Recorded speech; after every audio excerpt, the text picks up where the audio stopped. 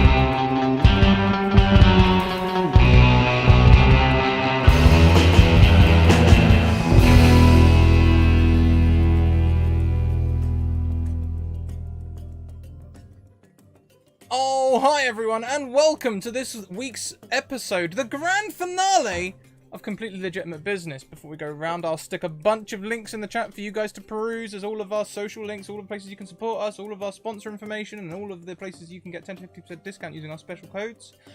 Thank you very much to Mage Hand Press and Bird and Storm Publishing who make this all possible. Let's go around and say hello to everyone. Oh, hi, Lindy. Oh, Speedy with the represent. Yeah, that was me a couple weeks ago. They're really comfortable. Yeah, check out those shirts. They're great. But yeah, hi. I'm Lindy, and I will be your DM for this evening. Sadly, our last evening doing completely legitimate business. Tears. But let's get right down to it then. Let's all go around and say who we are and who we'll be playing. And let's start off with Speedy. Hello. My name is Speedy. You can find me everywhere Not So Speedruns. And today will be my last day playing as Junker. Junker being our friendly robot boy, who is doing their best to make everyone happy, make friends, figure out who he really is and whether he's capable of love. Bless him. I love our sweet little robot boy. I just want everyone to be okay. Speaking of totally okay and not in a den of scum and villainy, Captain Lysander Fox. Hi everybody, my name is Marcy and I play Captain Lysander Fox, who is a star warlock from the 5th edition Dark Matter expansion by Mage Hand Press. And I am playing a half Genasi, half gnome. And hopefully today I get to have fun with Stargoyle. I can't say not die. It's the last session. I'm going to figure out a way to die today. Awesome. I certainly hope that Sassy with Sander doesn't die tonight. I'm getting better at these transitions, y'all. How you doing, Sassy? I'm good. I am Jordan, aka Sassy with Sander, and today I'm going to be playing Ish, the near human fighter, founder of the co-pilot guild, president, mind you, and also the co-pilot of the completely legitimate business. I'm very proud of both. Pizza lover, army crawler. What can I say? A woman of many talents. Speaking of many talents, we've got Scratticus. Oh, hi! I would like it if no one died. That would be grand. I can't keep my hat on either. I've managed to deform it enough You're too off kilter with that about that dream you had last month. Yeah, yeah. Johnny Can't is keep the hat on now. Johnny is a little Yeah. No. Let's just pretend that was just a dream. And we'll carry on from there. I'm sure it won't have any repercussions on me or anyone else in the party. I play Johnny Deep. Johnny Deep, the pirate or buccaneer, depending how much he's going for. Yeah, that's enough introduction for him, I think. Yeah. He has luck sometimes. Sometimes he really doesn't have any. It just, Yeah, not since he's been in space has not been space. good for him. Space has not been good. He needs to get back to the seas, and maybe he'll find out a way to do that tonight. But let's do a recap of what happened last time, not last week. Caught myself there. Does anyone want to do the recap for a point of inspiration? I can Marcy? do part of it. Oh yeah, hey! Yes, Marcy, you will do the recap. I'm sure you've got it all down, memorized, line word for word. Sure. And if I say it, it happens in the fiction, right? No. Anyways. All right. So you said Ish wants to do at least part of it? I know I can do part of it, but Okay. in my defense, I was highly intoxicated for the majority of the shenanigans that happened that one night. That is so very true. there are lapses in judgment and memory at this moment. So we started on the dance floor, right? Or did we go to the dance floor? You went to that. Yeah, you were on the dance floor practically, basically. We realized we were missing Captain. Or we didn't realize. I think, was it Junker or Johnny that realized? Anyways, Robot boy. after a very large debate of who would be in charge since Captain wasn't present, Johnny dressed Junkar up as like a surfer dude. You taught him how to talk. And he went and tried to, through the door that we knew Captain was through, and tried to figure out what was going on. Came back. We all joined the club and dressed like employees. We managed to find the room that Captain was in and decided that the best course of action was to slip a note under the door to determine the validity and safety of our dear Captain. And after some insightful looking at this note, we determined it was probably legitimate. And we went along our way. When we got back out, I know Johnny saw a dude and beelined it to the dude in the white suit. Sorry, I'm a mess. Thank you very much, Katie Face, who donated £40. That's why I dropped everything. Thank you so much. A minor magical item to everyone. Everyone gets a minor magical item. Everybody roll me a D100. Ooh. I was really trying to wait until a good point so I didn't interrupt, and then I dropped things, and then my hat came off, and... You know, it's the finale. Let's hit up a fun magical item table. Marcy, you gotta get 20. You gotta get 20. Oh, okay, I'll try. Like, I'll try my really goodness. hard. no pressure, but you've got to. Got Okay. I didn't. I'm so too close. Oh, you're so close. All right. Didn't do it. I tried. Continue with your recap while I look up everyone's magical items. All right. So Johnny went and spoke to the mysterious man in a white suit with the pen on his neck. That it was the same as the one that the lady pirate had, right? Is that right? Mm-hmm. Yes. Okay. A skull on a purple starburst. I don't remember what entailed in that conversation, so if someone wants to fill in on that one, I can keep on keeping on. Essentially, Johnny was interested because Purple Skull Starburst. Captain were one of those. Inquiry. Inquiry returned that maybe I could become part of things if I just, like, you know, devote myself to this god person, which sounded pretty piratey anyway. They sounded like a pretty piratey god, so I walked away thoroughly thinking about it, and kept the pin. When I turned around, the person I was speaking to mysteriously disappeared. So we all got together, and I think we all headed to the bar except for Junker, who danced. I know Johnny had a conversation with, oh my goodness, what's his name? It's the dwarf. He works with us. Anyways, Black Whirlwind. And I met two amoeboids. I think this is all out of order. I apologize. I met two amoeboids. We bonded. We created a co-pilots guild. And we played Yahtzee, and I won. We came back. At some point, Johnny went back to the ship. Junker and Respectable Sexy Lady had a heart-to-heart. And that was both delicious and traumatizing at the same time. True feelings were revealed, I believe. Mm-hmm. And are we? Do I need to say that right now? Marcy can figure out on her own. I think we can. Okay.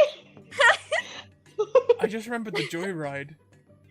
Yeah. Yeah, and then we headed back to the ship while Ish was drunk, and Johnny let Ish ride in the front seat while Johnny did really not nice twists, turns, and flips.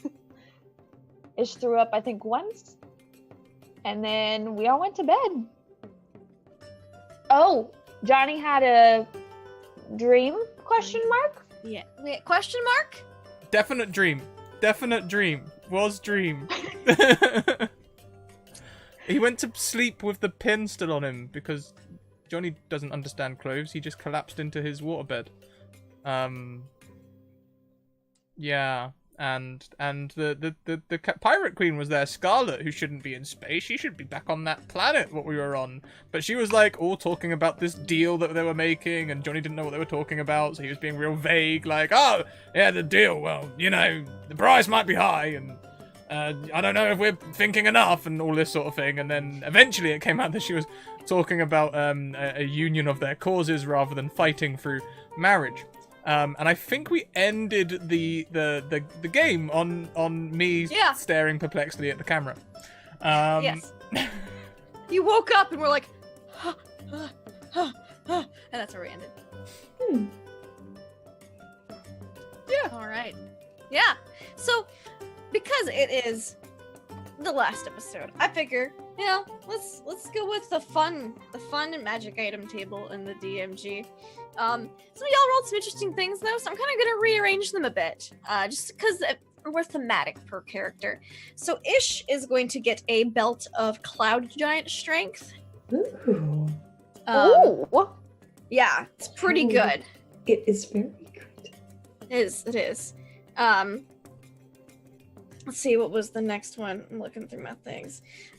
Johnny is gonna get some +1 armor. Whatever kind of armor he wants, it's fine. There is a Vorpal sword and a luck blade. Ooh. So that can be This might sound weird. tweaked. Yes. Could it be like evasive armor?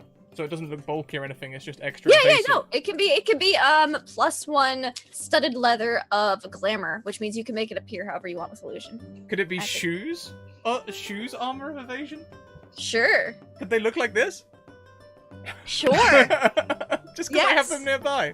These are Johnny's Yeah. shoes now. Those are giant shoes now. I love it. Why I have them to hand? Probably best not to ask. So, yeah. Those are some fun magical items that And then, of course, if Johnny... I mean, there's a luck blade and a vorpal sword. I think either would honestly not be bad for either of you guys. What do those things do? I would On like a vorpal sword on a crit, you decapitate somebody. And if they if they need a head to survive, they die. Blade. You would like the luck blade? Luck blade gets you some wishes. And I'm gonna die tonight, everybody. It's gonna happen. yeah. You can reroll one attack roll. Yeah. I figure we can make it some attachment that you get. Yeah, exactly. It's just like my arm is basically a Swiss Army knife. Yeah. So, and there's also a plus. Let's say it's like a +2 vorpal sword, whatever. Cool. Yeah. So, luck roll, you can reroll an attack, and then +1 to saving throws, +1 to attack, and then roll me a d4. See how many wishes you get with it. Ooh, okay. See how much we can break the game in last episode. I'm gonna wish for the love of my life. I'm not gonna specify who it is. Oh no. No, it's better if I don't specify because maybe I'll meet somebody new, you know? Mm-hmm. 2. All right, so there's 1 wish on the sword. Nice. Because it's a d4 -1. So. I'm definitely not gonna waste this. All right, so we begin. Let's start off with Captain, because our captain was missing for a long time. That meeting took forever. You didn't realize how long you were gone in that meeting, Captain Lysander.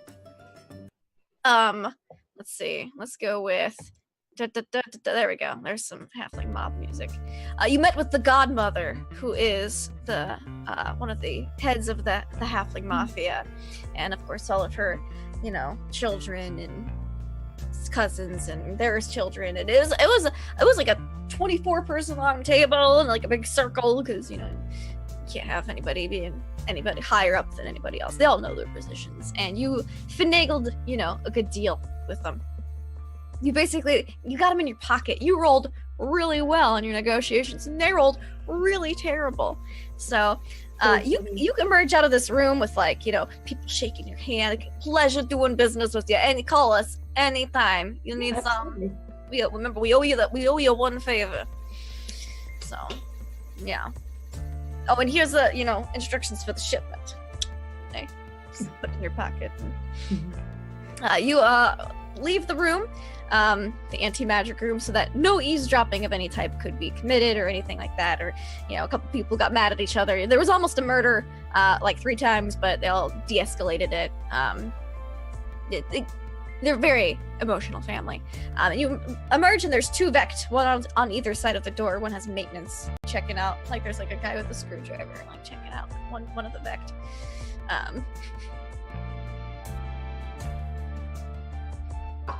Gonna keep walking past. Yeah, they just kind of give you a nod, oh, okay. And you exit, and an employee who says, excuse me, if you could follow me this way. This is back to the lagoon. Sure, thank you. Certainly. That's it. You leave back open. The music is fairly low and chill, as it is 10 a.m. the next morning?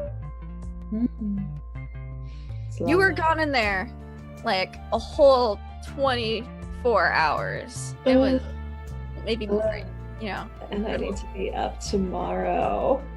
Up tonight for the gentleman. Later tonight, yeah. But they did, you did get a long rest while you were in there, because they have this real weird drug that they call, good night's rest, which it's a pill. You take it, and it gives you the benefits of a long rest. It's exclusive and super new, and so they all halfway through the meeting when everyone's getting real grumpy, they all just passed out around to that. And so you're feeling rested, mechanically speaking, but I mean, it doesn't beat actual sleep. Sounds slightly like cocaine. Slightly. Spokane. Spokane. Yeah. We're not in Washington. Anyways.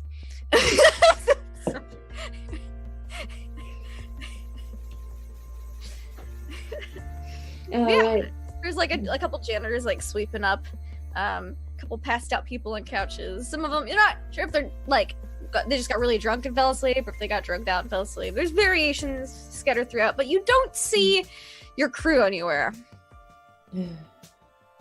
Okay, I'll head out and back to the ship.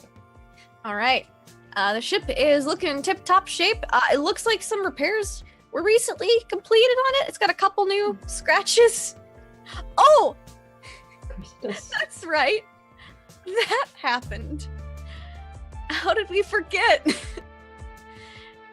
What happened? Didn't the test flight go off while This Ish is, was super drunk? this is really weird. The Zoom's frozen for me. Oh no! I can hear you all fine. We'll carry on for a little bit. Hopefully it'll fix itself. But you all have freeze Hopefully. frames. I hope you're happy with them. Oh, Could be worse. Marcy's is very cute. Zoom Marcy's window is sorted very out. cute. Make sure you didn't minimize the zoom window if you did, because No. that'll freeze frame. No, Okay. it's still big. It's just big and frozen. Okay, weird, Go. but okay. But yeah, didn't that happen last week while the captain was gone? Johnny The was like, joyride? "Hey, yeah, the joyride." Didn't that happen? Yeah. There's like Yeah. Did I drive? you didn't quite drive. You did have that bucket next to you though, with the smiley face in the bottom.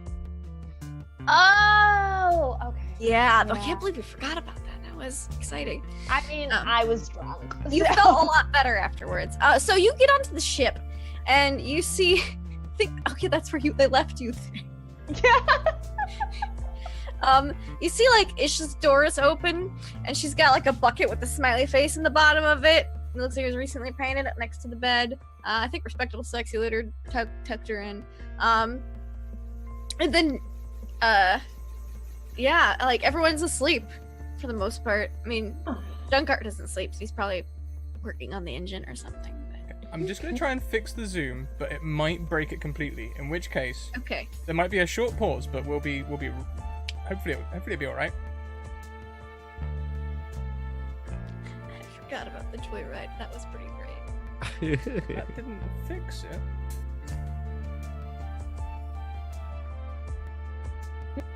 Ah, there it goes. Sorry everyone, we'll get the zoom fixed right away, and the cameras might be in the wrong order, but we'll get that sorted out very quickly as well.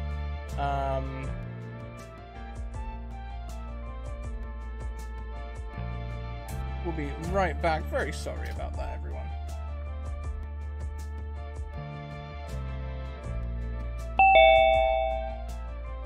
Sorry about that, everyone.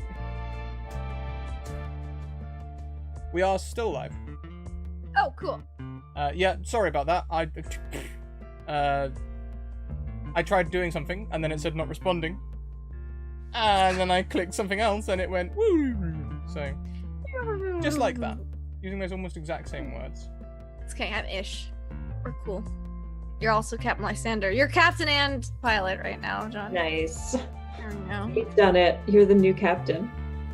I don't think that's what he ever wanted. Oh yeah, that was what happened last week. We had to have the discussion of who's in charge whilst the Yeah. captain is away, and Johnny informed everyone that it doesn't automatically go to him.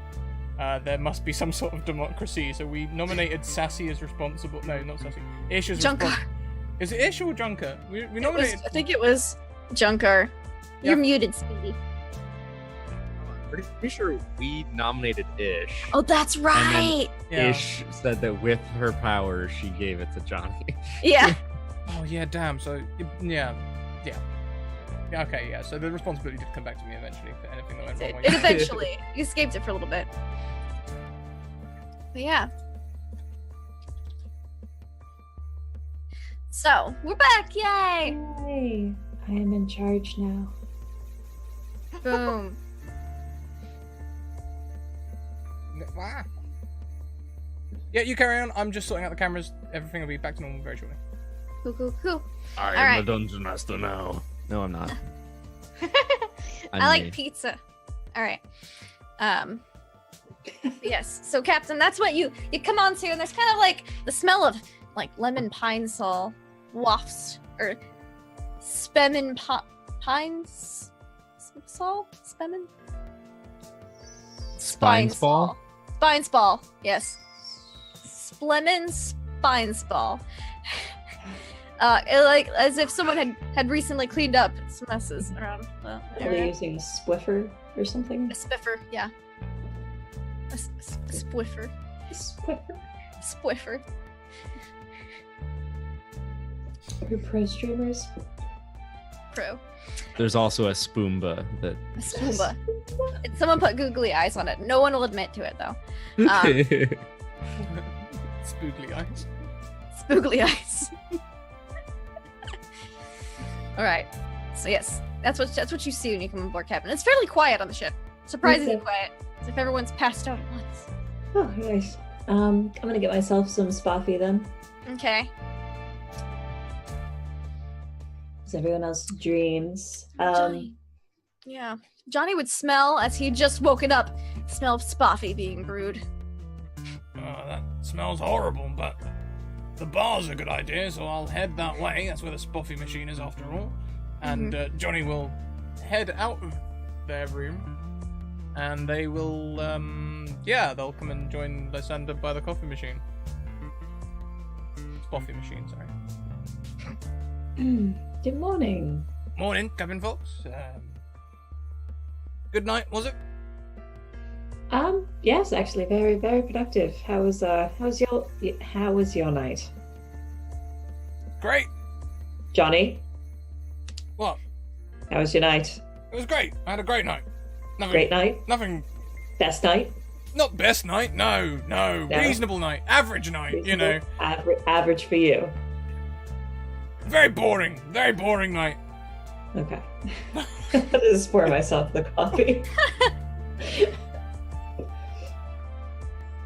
All right.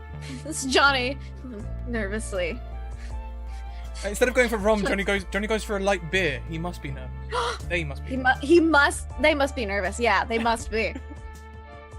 And Yeah, I see the beer in their hand and I'm like,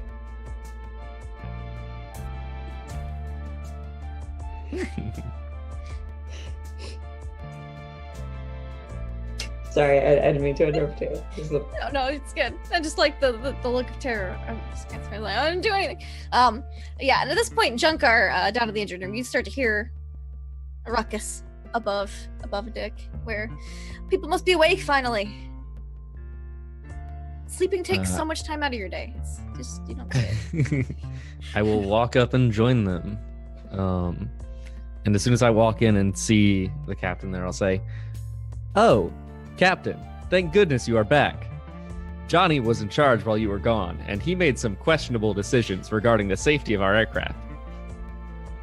It's safe, isn't it? I repaired it during the night. Oh. So that's fine. Thank you, Junko. You're welcome. All Junker is referring to is a little flying lesson that I gave our new Kai pilot. Well, okay. Yeah, she's been needing to learn anyway, so Exactly. not? Yeah. I deemed her intoxicated enough to give it a go. Wait, what? Johnny, not everybody can do that. Well, I can barely fly on less than 3 rums.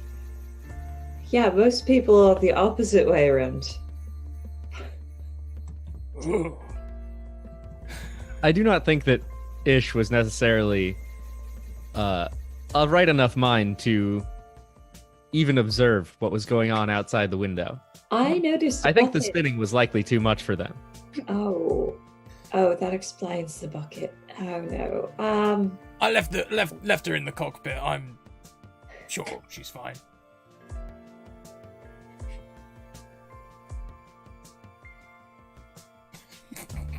And at this moment, you see JB with an apron on, like taking the bucket out. Oh, you're back, Captain. Real glad you're not dead. Hi. Has anybody else noticed that JB's accent changes every 2 episodes? I'm experimenting, okay? He got older. Yeah, that too. He He grows up so fast. Had a birthday. I'm not sure which species it is, but the puberty's really weird. Thanks, man. He sounded so much older when he was still jailbait.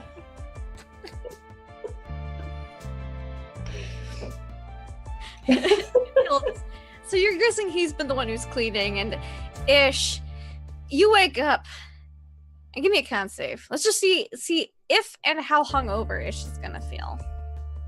Oh, the terror. I don't think. Ooh. Ooh. You wake up, you feel a little dehydrated, but that's about it. Some water will fix that okay, right so up. bad. Or even maybe a nice hot cup of coffee. You smell some brewing in the galley. Ooh. There is a blanket. I think I vaguely remember someone throwing a blanket. Yeah. Respectable, sexy lady tucked you in. Ish will take this blanket and put it over her head Uh-huh. like a little ghost. Well, not all the way. Like Yeah, like a hood. yeah, exactly. And she is going to shuffle her way to get some spoppy because she's thirsty. Mm-hmm.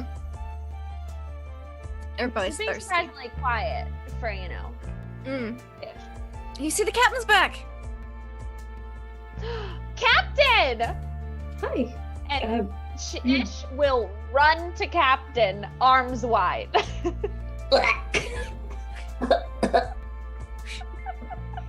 It's breathing. I need to do the thing. The what? And she'll like step back. Hang on a minute. That's a lie, isn't it, Captain? You know, What? the breathing thing. I thought you didn't have to do that. I thought. No, it's only if I'm not being restrained.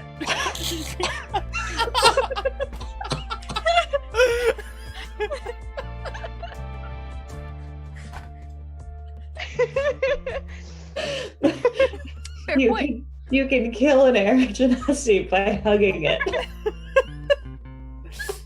It's just gonna look really concerned and like back away. You knocked the breath out of me. Oh, Ooh, Captain. it's good to see you. Ish is the new guild something. It's just gonna straighten up and put the blanket on as a cape, and then hold her hand out and say, "Hello, I'm president of the Co-Pilots Guild. You're in the presence of royalty." Are you gonna take the hand? Yeah, I'll take her hand. She will shake it once, and then immediately get coffee. Okay. Or coffee. Yeah, as soon as I take your hand and you shake it once, I just like, why the fuck not? I take a knee and I say, "My liege." Ish will turn around with such flair that her like blanket cape spins out. And she'll say, "You're welcome," and then turn back to your coffee. Oh god. She's still pretty drunk, isn't she? I'm still. My analysis says negative. Oh no. I'm still getting my head around this concept of permanent sobriety. Does everyone do this? I do. Well, yeah, but you can't drink, Junker. I thought that was some sort of terrible affliction that was afflicted on robots or Vect. Not everyone drinks all the time, Johnny. So, does everyone else just walk around with headaches and eyes that hurt? No. That's what happens when you stop drinking, isn't it? That's called a hangover, Johnny. It's what happens when you drink too much, and then you stop. So you shouldn't stop. I mean, not that you don't anyway. But not starting is also good to avoid the hangover. I don't know, they last a pretty long time. I remember when I was restrained by cultists one time. I didn't have a drink for days. My head felt like someone was putting a saber through it. Could that have been a literal saber instead of just a hangover? I don't think so. I'm gonna summon Stargoyle and let Stargoyle get into some orange juice. Stargoyle loves it. Just Whole container. consumes it. Gone. Consumes it like the tiny black hole it is. Mm-hmm. You see it like swirl out of the orange juice container and into Stargoyle. Yes. Like a reverse cyclone. Like you're pouring it out, it's doing the swirl thing, but it's just perfectly upright. Sucks it right out. Nice. And while you guys are enjoying morning cups of spoffy, there is a knock or like a tone bzzz, at the hangar bay door. I can get that if you want. Yeah, sure. Okay, get it. Rather than using the intercom, Johnny will walk down to the main door and open it. You see two halflings wearing coveralls, and they have a pallet. It's all wrapped up. They go, "Yeah, I got a delivery for Captain Lysander Fox." Yeah, I can sign for that one. All right. Just puts his thumb on it. It's like an X. All right, they're like, fingerprints work. All right, there you go. Slide it on up. It's on like an anti-grav pallet, so just kind of push it and it moves. They slide it on in. They go, all right. Do I Have a need to great day. know anything or? No, it's not our job to know. No, that seems fair enough. All right. All right. They head off. Like in their hands. Pick up the intercom. Get in. Two halflings just delivered a package and then walked off, wiping their hands suspiciously. Does that seem kosher? Yeah, it's about normal. Fair enough.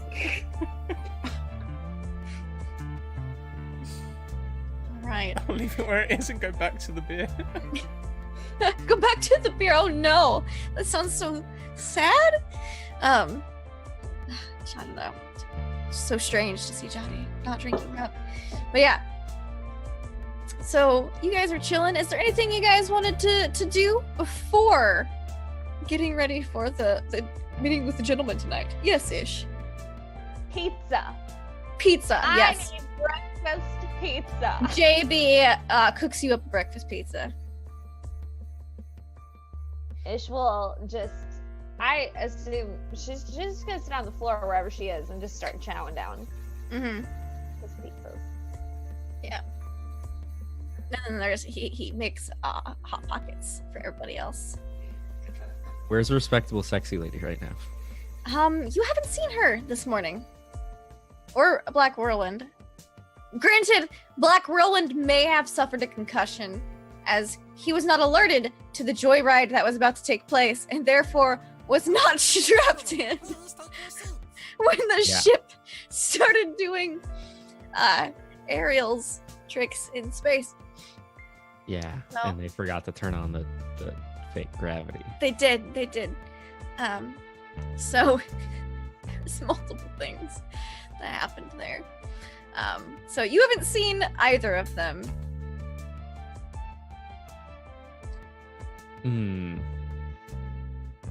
Is that unusual for them? Normally respectable sexy ladies pump an iron about this time in the morning. It's pretty early. Okay. And Black Whirlwind, he tinkers a lot. He keeps a pretty weird schedule, so it's not, he comes and goes. I'll leave them to it. Okay. But yeah. So, a bit of time goes by. Ish, you eat the pizza, and you feel just completely better. You had some spoffy, some pizza. The world is your oyster. Yes. I have an important question. How much of last night do I remember? You definitely remember crying with Globert and Globulus Maximus about being homesick. You remember that. You remember respectable sexy lady and Junkar having a conversation. You don't remember what it was about. You just remember interrupting them and then them walking you home. You remember Johnny went off to talk to somebody. know, in like a tan white suit, and then you remember dressing up as employees and running around, and then rocking it out on the dance floor. That's about it. Like, it's kind of like patches, and you can't connect which order they went in, and you remember just a brief snippet of spinning through space, but that maybe that was a dream. I'm not really sure. I would like to go over to Johnny. And I'm gonna set my coffee cup down with purpose. Morning, Look at Johnny. We need to have a conversation. I'm not really sure what went down last night, but I remember spinning. Yep. Is that normal? When you're teaching someone to do a barrel roll at high speed, yeah. You taught me how to do a barrel roll? Yeah, I taught you how to turn the ship on, how to put it into full speed, how to do barrel rolls, loop-the-loops, how to use a moon's orbit to slingshot yourself back to the planet in half the time it took you to get there. All sorts of things. As Johnny is... That's not how that works, Lysander, and that's probably why there were so many refresh repairs when you walked up. Oh, and a high-speed landing. I taught you how to do a high-speed landing in orbit.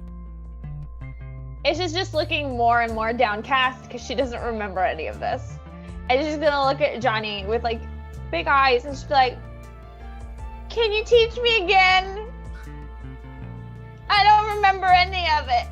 Don't see why not. If you're lucky, I might even show you how the war preparation button works. Yes! And she is just going to full speed ahead. Can I jump over? Am I behind the cockpit? Where am I? I'm just gonna run to the cockpit. I'll jump over whatever is necessary. Johnny watches you go. I didn't mean right now. She's going. Gone. She's gonna get in that room and she's gonna buckle herself in and just start waiting.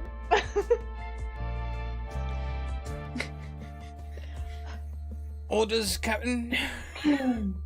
I need to figure out what to do with the shipment we just got, so not yet.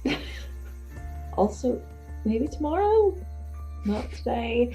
What do my instructions say for the This one is just to be delivered to a specific Spevin 11. Okay. The chain, yeah. Okay. Cool. That's fine then. Well, after I get Spuffy, I'll tell Johnny, don't take her out today, because we need it to be all in one piece for the meeting with the gentleman tonight. Maybe after or something? I don't know. But I'm going to go out for a walk and explore a little bit, and I'll be back later. Alright, I can just take Ish through the procedures on a dry run. Uh-huh. Sure. Dry run is good. And I'll stretch. Mm-hmm. And as you kind of stretch, you hear another bzzz as like the doorbell buzzer again goes off. I'll get that one. Mm-hmm. So you get down to the cargo bay and you like, do you open like the full doors or just like the little side door? I'll open the full doors. All right. You see a respectable, sexy lady standing there with like a gym bag and a sniper rifle slung over her shoulder. Oh. Oh, I see good morning. I see you wearing your formals. I had a business to take care of this morning. Uh-huh. Mm-hmm. Michael Wayne donates a D6 using their Patreon donations to help with this conversation with respect to the sexy lady. What? Oh, shucks.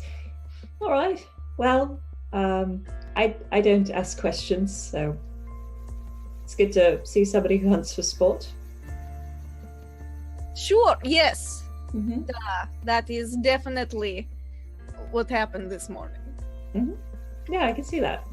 Mm-hmm. She's just kind of putting the sniper rifle into like the duffel bag. it's like the zipper's kind of stuck, and so she's like, Oh my. So Question, because I'm heading out. I had coffee. I was wondering if maybe you wanted to get breakfast.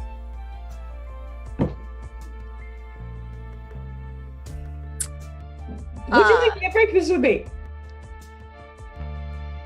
She kind of looks like she's frozen for a minute. Give me a persuasion roll, Captain Okay. Lysander Fox. This is very true to the first time I asked somebody out. Get it out really softly and then just scream it. You said persuasion? Really fast. Persuasion, yes. Okay, and I'm gonna add that d6, I think. Okay. Ooh, 17. And why not? The d6 is there to help me. Oh. 23. 23, she goes.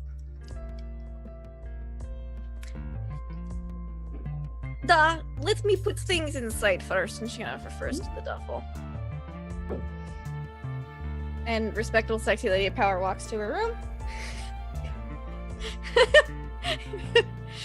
Sets her things inside. And then nonchalantly, with it looks like she changed her outfit real quick. Threw on a tank top and a coat rather than she was wearing a trench coat and a hat. Now she's got a bomber jacket and some cargo pants and a tank top. Thank goodness for casuals. Yeah. And she kind of comes out with her hands in her pockets. All right, food time. No? Oh, you don't want to? No, as in question. Oh, yeah. Is that not yes. grammatically accurate? Common is not first language. Yeah. No, it's fine. Let's go. All right. And you two head off. Where do you take respectable sexy lady for breakfast? To brunch. To brunch. Or in this case, sprunch. Sprunch. Where do you take what kind of a sprunch restaurant do you take her to? There's many different types of sprunch. I take her to a place that's typically hole in the wall kind of bar in the evening, one that carries craft beers and stuff, and then they have a make your own margaritas section.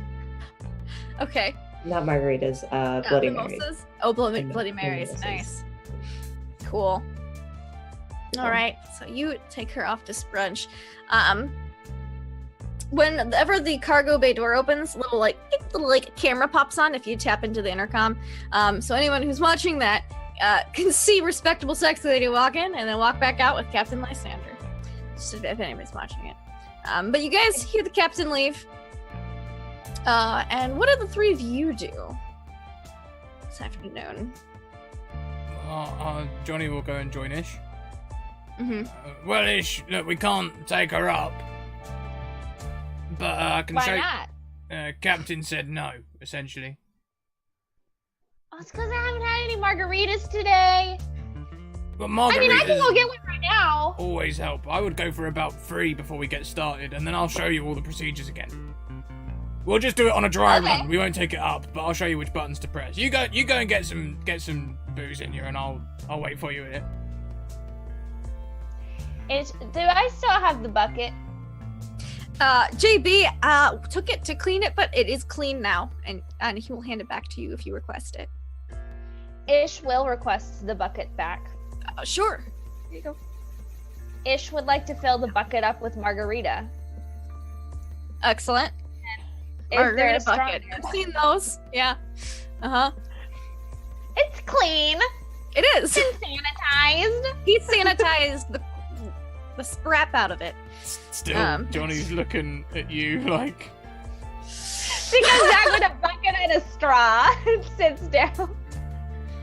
I'm ready. And yeah, Johnny will start going, yeah, you flip these 4 switches, press the green button. We're not going to press it now because that turns the engine on. But that'll turn the engine on. And then you're away. This one's push it all the way forward. That's your speed throttle there. Pitch, and that one, the up and downy one. We don't have that on the sea. I like how it's the exact same speeches. We don't have this on the ocean. This. It's back and forth, makes it go back and forth, and you can make it lean by turning right and left. So if you want to turn left, you make it lean left and then pull up and it'll yeah. This is a lot of information for Ish to take in.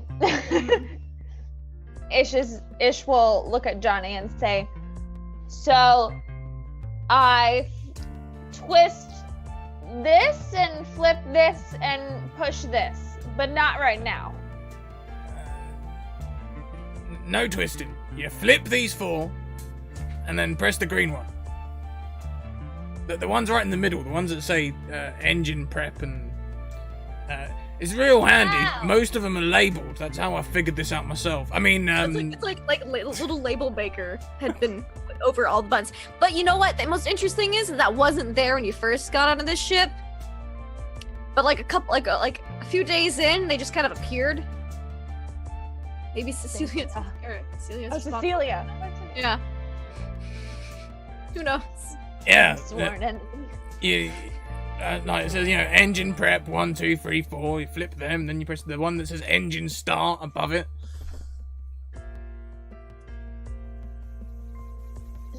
Slurp. And if I don't know why, I think this vessel was designed to be a vessel that runs away from fights, because when you press the war P button, war preparation, you just go zooming off.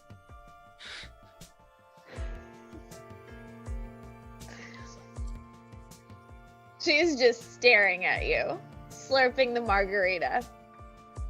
So when do we get to, go? Tomorrow. But you can take it up if you want. I'll act as a backup pilot. Yes! Do you want some margarita? Yeah, sure, why not? This beer's getting a bit stale anyway. Stick some in there. Oh no! It just holds the bottle and the bucket. Just pours it into like the can. Oh, no, it just dips it. Oh, she just. I'm at a loss. We'll just dip it for now. Hands it back with slush coming down the time. Yeah. You know Johnny's out of sorts. This isn't normal behavior for him. You're like, it strikes you a bit odd as he accepted the margarita. Usually nothing less than rum will suffice. Do you? Is just gonna look at Johnny for a second and analyze the current state of Johnny. Mm-hmm. Every couple of seconds, it looks like they are just staring into the distance. Johnny? What you looking at?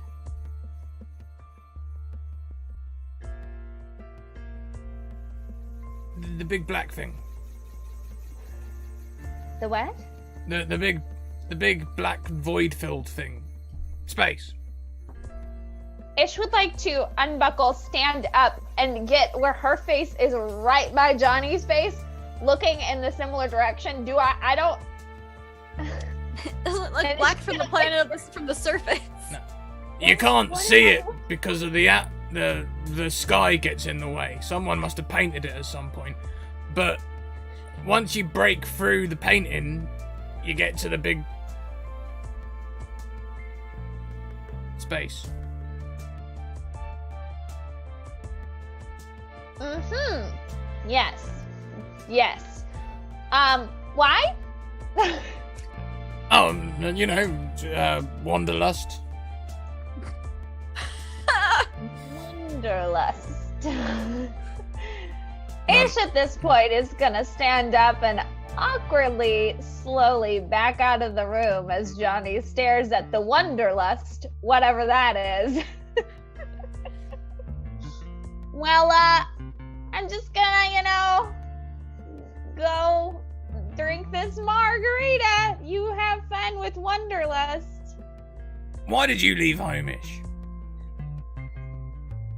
What? Why did you leave home? Your planet, your place. Well, there's a lot of reasons, but I don't know, it seemed kind of cool to fly through the abyss of the universe and... That's it! As my soul. What? That's it, that's Wanderlust. Oh! So what are you wanderlusting? Well, it's sort of a you lust for wonder. Oh. Why am I wanderlusting? That's a good question. Oh. It's just gonna sit back down and just kind of look curiously, wait for answers. Let's say that we didn't know about space, right? Uh-huh.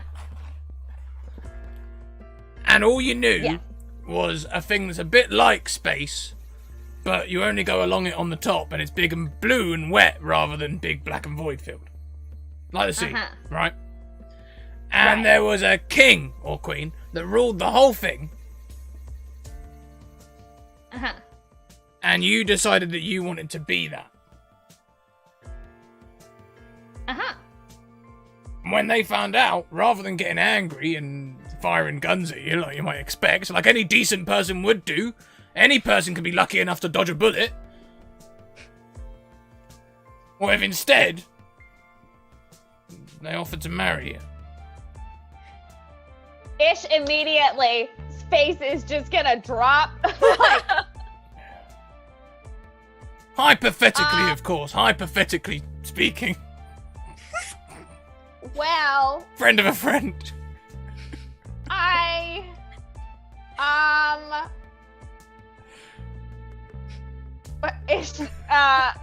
She's just stuttering and, like, very confused. You could run away. That's why I'm wanderlusting. There we go. There's a nice story. Listen. If you need an out, you just let me know. I've got places. Okay?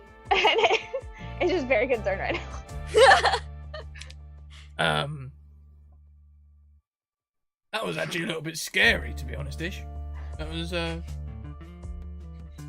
Ish just got real intense real fast. It seemed almost personal. Ish has always seemed kind of strangely cute, but right then, that seemed very much like I will kill someone for you, which I wasn't expecting, quite frankly. You gotta do what you gotta do. If, do you need some pizza? I got some pizza. Yeah, sure, I'll come and have some pizza. Okay. Johnny eating solid food. Yeah, something's definitely up. So Junker, what have you been doing? As you see, Johnny and Ish share a pizza, and Johnny doesn't normally eat, so... I can show you how to be a shield. I would, number one, I would be monitoring the engine to make sure they didn't start it. Yeah. Without the captain's permission.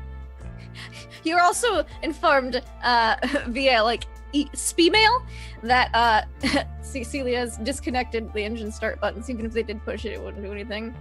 And she'll reconnect it once they leave the cockpit. Great. After receiving that Spemail, I would, I guess, just sort of... I would walk over, like, one of the grates and just sort of call out, Cecilia, are you there? Yes, what do you require? I am mostly curious. How long have you been on this ship? Oh, many, many years now. At least I do a decade or two. I am curious about some of the functions of this ship. It's very unique in construction, and you seem to understand it better than at least the captain. Oh, I am very well acquainted with the ship. I am integrated to a certain extent, you could say. Yes. The previous captain made sure of that. Delightful. You see, like a little sigh, like, Anyways, yes, you have performed excellent maintenance. And therefore, I would be more than willing to teach you about some of the ways of the ship. I appreciate it. How is it that you came to be integrated with this ship? I have never met a... What is your species again? Roach. I have never met a roach before. I have heard of them and have heard that they are somewhat conscious and psychic beings. I did not realize that they were fully autonomous and, sentient. You seem very intelligent for a roach, if that is not insulting to say. No, it's not. It's true. I am a highly intelligent roach. But yes, my existence came into being when one of the first pilots that was employed under the former Captain Fox, the late Captain Fox, was addicted and frequently consumed roaches. I was in his last batch. He died of overdose. Went insane. And therefore, I was the last roach left in the box. And, well, I obviously didn't want to get eaten or sold, and thus I kind of crept into the cracks of the ship. The late Captain Fox searched for me for weeks. It was almost like a game of cat and mouse. It was exhilarating. But then I found out that his intentions were not impure. You see, he had devised a device, and she kind of taps on the tiny little metallic helmet that's got like little wires and things sticking out of it. And this is a reverse helm of comprehend languages, which lets everyone understand me, and also it has a neural interface directly to the ship. Therefore, I am as much the ship as the ship is a part of me. Since then, the completely legitimate has evaded capture on numerous occasions due to the complete autonomy that I have over it. That is very impressive. Thank you. So, what do you think of our latest crew on the completely legitimate? Well, the pilots are completely incompetent, but I do what I can. There's only so much I can do, but I do what I can. You're really supposed to plot out your jumps through space, and they just hit the button every time. It does not stand for war preparation. But I have avoided any major collisions and getting sucked into black holes thus far, so I'd say that's a plus side. You have excellent security, though. Have you done background checks on the crew? Because I have. I found out some very interesting tidbits. No, we did not do background checks on anyone, to my knowledge. Oh, well, I'm glad I did. That's why the professor is no longer here with us. Anyways, yes, Black Whirlwind is a decent fellow, I suppose. He's a bit of a drug addict, but yeah, he keeps it on the down low, so that's fine. And, well, the one you referred to as respectable, sexy lady is... Vaskova. Yes, excellent security. Probably, I'm surprised we're not paying her more, honestly. Like, her normal rate is outrageous. It's atrocious, really. It's almost scandalous. She did sound very impressive, from what I heard of her.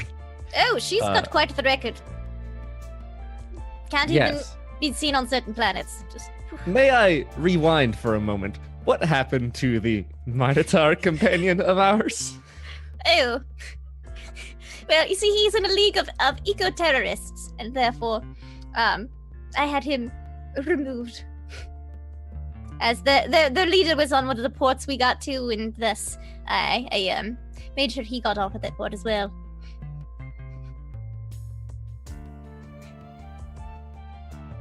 I suppose. Thank you. Yes, I sent him a letter of employment from his previous university. He was elated and got off to transfer the vessels. It was a fabrication, of course, but it got him off the ship.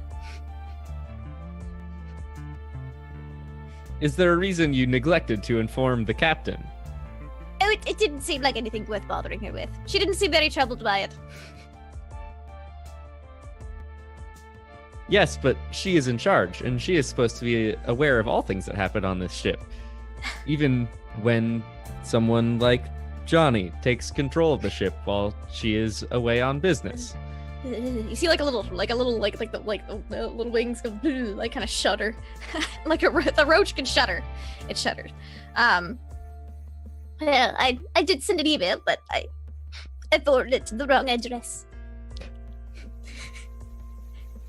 Sent it to the wrong You captain. tried, and that is what matters. I did. I sent it to the wrong Captain Fox. Habit. And then I didn't feel like resending it because then I'd have to go to the sent folder and then dig up her email address. It just wasn't worth it. She didn't seem bothered. What happened to the previous Captain Fox, anyways? Oh, it was terrible and tragic. And I'll tell you all about it. She goes into this long tale of how business was good, too good, and he was trying to play too many sides at once, and it caught up to him, and eventually it led to a shootout in some isolated space station, and he was mortally wounded. And it wasn't just the fact that he was mortally wounded, it was that also what he was shot with contained poison. So he was stabbed, shot, spells were cast. It was a very intense battle. She saw it all. She's like, I've recorded it on the ship's logs, but it's quite gruesome. We had a funeral a few days later. Many people showed up, and then the funeral company claimed it, and of course then the will had to be sent out. I was able to forward that on to the proper people and authorities, as I did not want the completely legitimate sitting in the junkyard for the rest of my life. So Well, let's not go disparaging junkyards. they're not bad. I could do so much more outside of a junkyard. You are correct. This is a fine ship. Yes, and I'm stuck living in it, so I didn't want to live in a junkyard when I could be flying through the stars.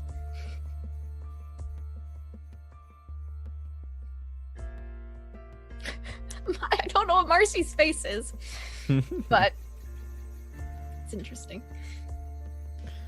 Yes. What of the gentleman? Oh, the gentleman? Oh yes, he stopped by on many occasions. He and the captain were quite intimate.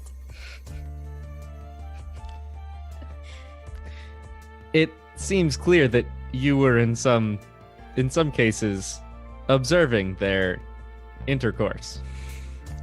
I tried not to.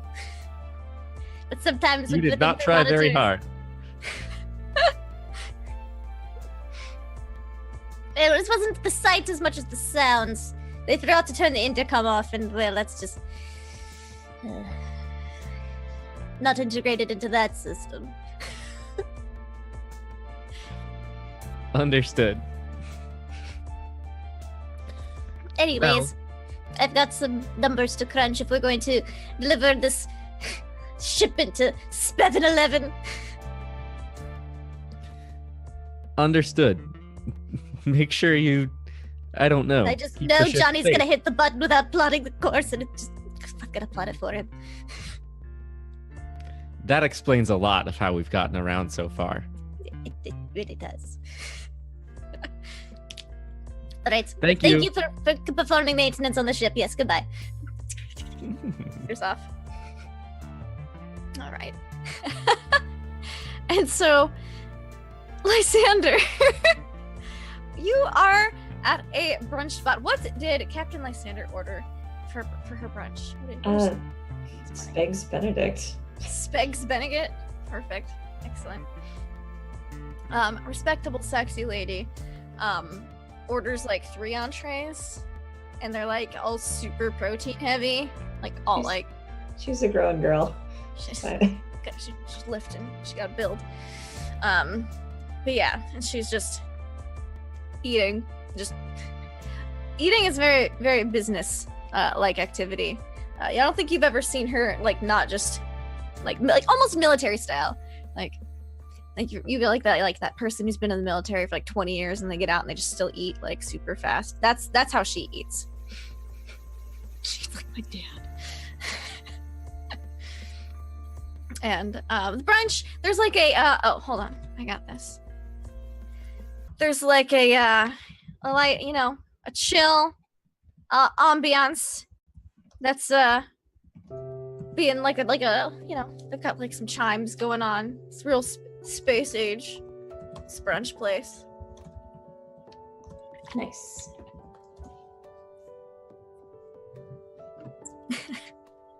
Love the conspiracy theories going on the side. And so once she finishes her first entree, she comes up for air. She must have been really hungry. You don't know what time she left or how long she'd been out, but apparently it was enough to make her really hungry. She goes, "So, how did your business go?" Oh, fine.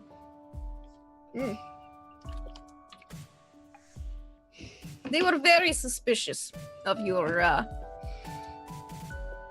dealings inside of there. I believe Johnny said something about a sock on a door. A sock on a door? What? Yes.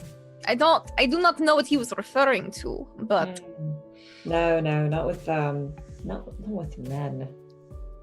No. I do not know what this.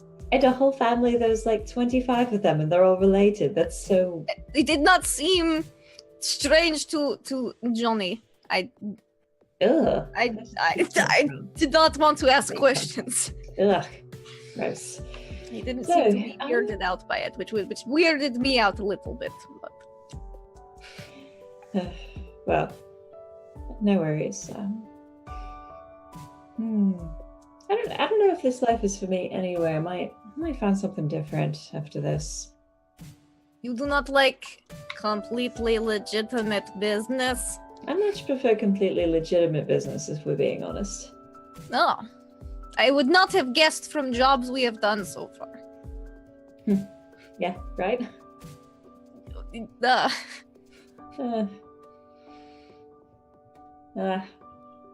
don't know if it's for me. I don't feel like going back to jail again. Oh, jail is easy to break out of. Yeah, I know. You do not stay there very long. It's very simple. Yeah, that's true. Ugh. So, unless you are on jail, then there is a black hole cluster with a high security jail on asteroid ring there, right in the middle. Very difficult to get to if time people don't make it. That is a difficult one to get out of, but everything else cakewalk. Understood. Yeah, I don't want to end up there. I don't think you would ever end up there. You have to go beyond completely legitimate business to end up there. Well, what is your native language, if you don't mind? It is a giant. I don't speak that. Not many people do. It is mostly spoken on Homeworld. I have not experienced it on many others. Gotcha. I was just curious. No reason. Just taking notes. Yep. It is not a difficult language, but not compared to common. That was very difficult. Oh yeah, so many words sound the same, but spelled differently, and then other words that spell same sound different. Yeah. There's a lot of similarities here.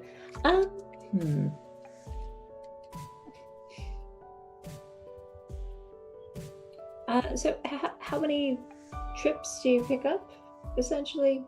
You do kind of odd jobs on the side? I used to have single employer, and then I quit.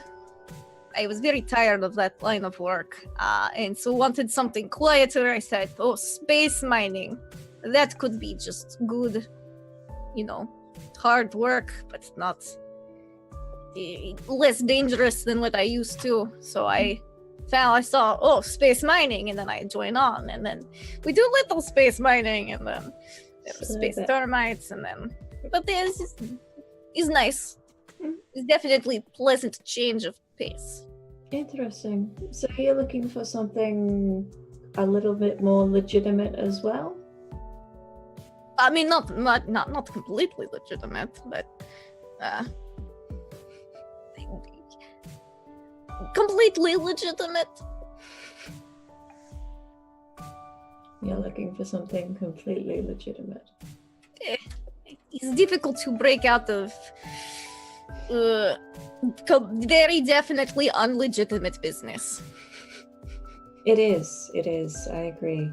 Mm. I just want to go somewhere where I Baby don't steps. have to worry about people chasing me. Is life. Hmm. That's fair. If you just knock them off as they come, you don't have to worry about it.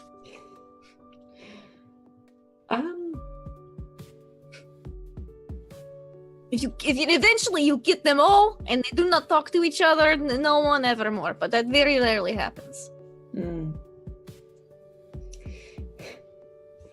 Yeah. Well. Not that I know much on matter. Is theoretical. It's purely theoretical. Yes. I wouldn't expect you to know anything about A friend. that.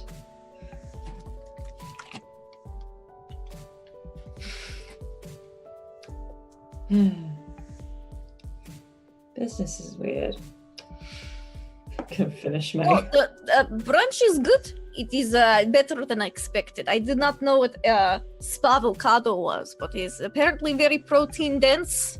Mhm. And is good on toast, which is good for carbs. Yeah, it's pretty good. It's pretty good. Just spreading some spavocado all over some spoast.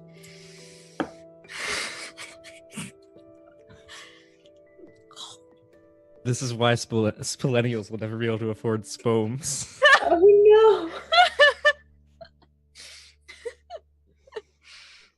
No spouses for them.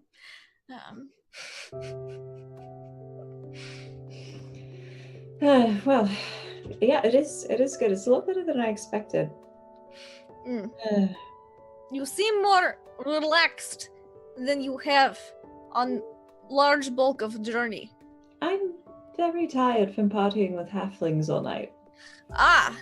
Do they party hard? They are so small. Is it like condensed party rather than normal party? Like Oh my condensed, gosh. smaller package. Oh. Raskova, have you ever been to a halfling wedding before? It's insane. I cannot say I was guest at wedding. All right. Wait. Phew. Let's I'm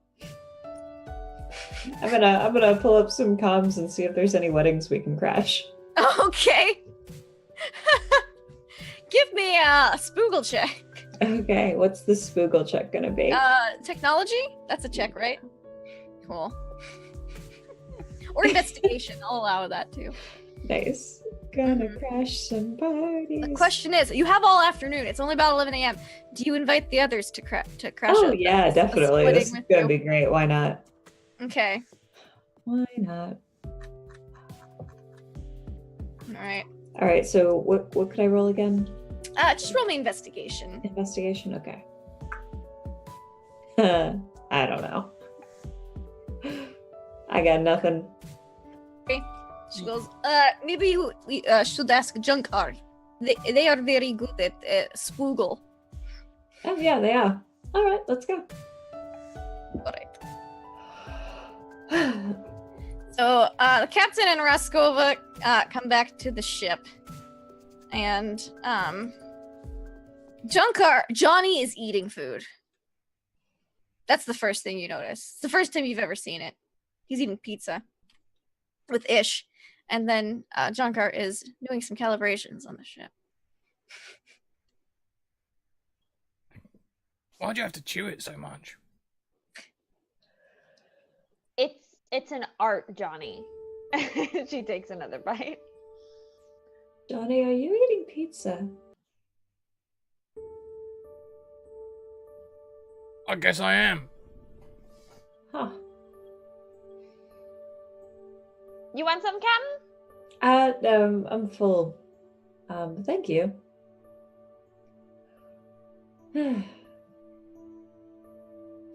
Raskova is definitely giving Johnny the look like I don't trust this. Like, what's going on here? Why are you eating food? I've known you for several years. I've never known you to even look at a breadstick. I was just trying new things. Uh-huh. Takes a long draught of their beer. Like pizza and beer? I'm told it's a breakfast of champions, according to Ish. Ish is gonna nod enthusiastically. Oh, so it's like a culture exchange? Is that what's going on? But what is Johnny exchanging with Ish?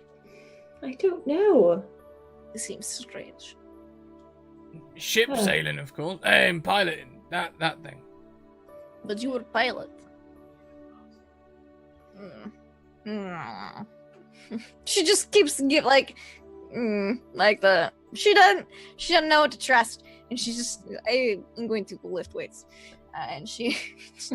Lysander, I will pose you the same question.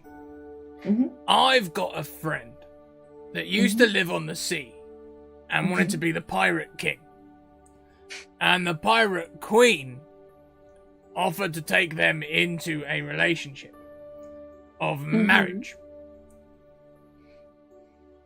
And then it got very, very serious, but it could all just be a dream. What would you think I should tell my friend to do? Johnny, if it's... Sorry, go ahead. I was just gonna say, Ish is gonna just whisper, "Run away." Johnny, if it's a dream, why does it matter?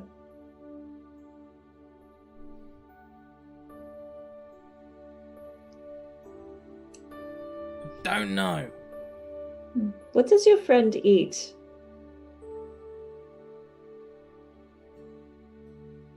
Pizza. Uh-huh. And what does your friend drink? Oh, you know, they're an old buccaneer friend.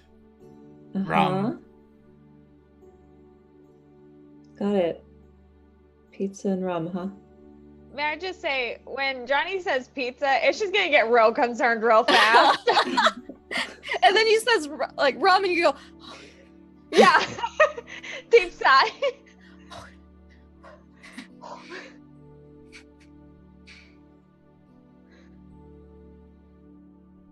I need to do a really quick check of my memory to see if I know of any sort of Nautilus cultures and like, what the sailing entails there.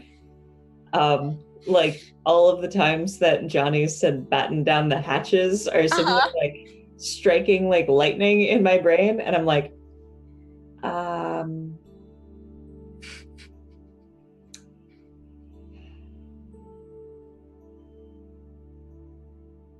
well,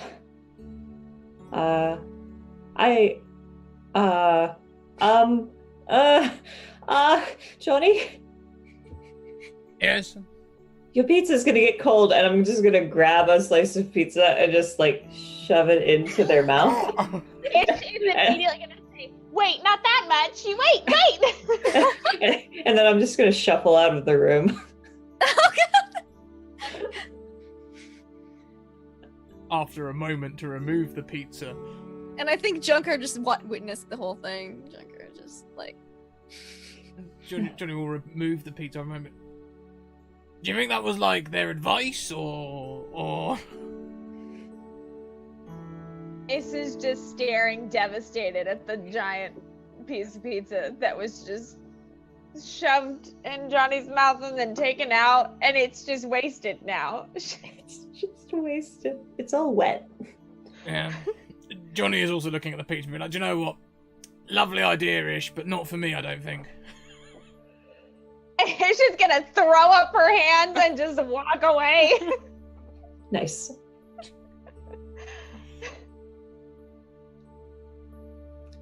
I got nothing for that. Respectable sexy lady comes back in and she goes, Junker, Yes. the captain, I believe, would like you to spoogle and see if there are any weddings in the area. Oh? She said something about crashing one. They don't. I mean, weddings are not like ships, but I suppose you can still crash them.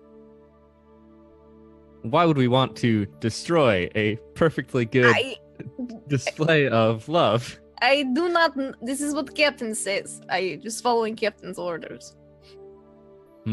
Perhaps she is heartbroken over something. I will look up weddings to crash. Yeah. She looks at Johnny again. And goes back to whatever she was doing.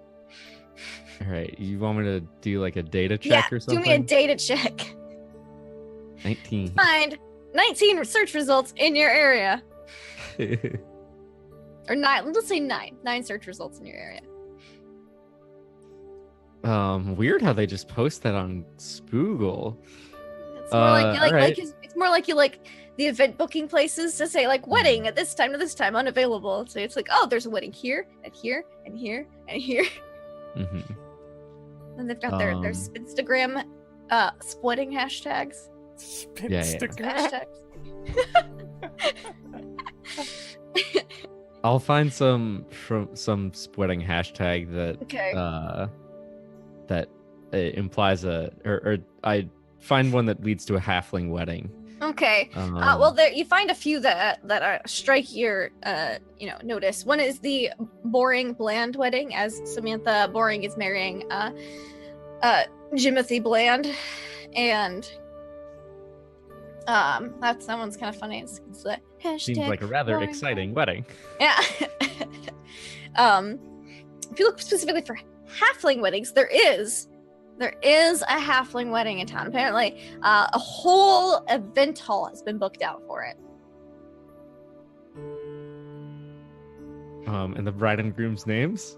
There is a Jenny Knees and a let's see, a Tony. I get a good one. And a Tony Earlobes. It sounds like they're already related. Distant cousins it's kind of fun. All right. Well, I'll relay that information. I was really tempted, Scrat. No. The deep Setsuko wedding.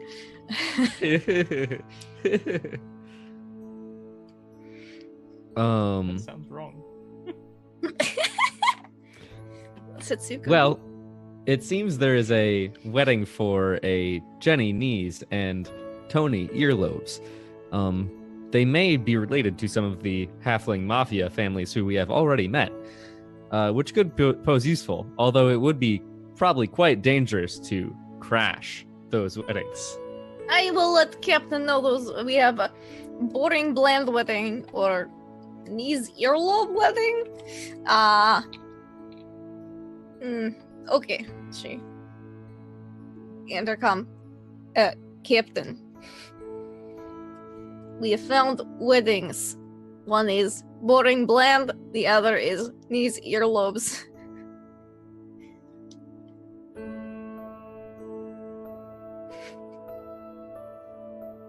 I think you're muted on your side of intercom. You seem to be very livid about it.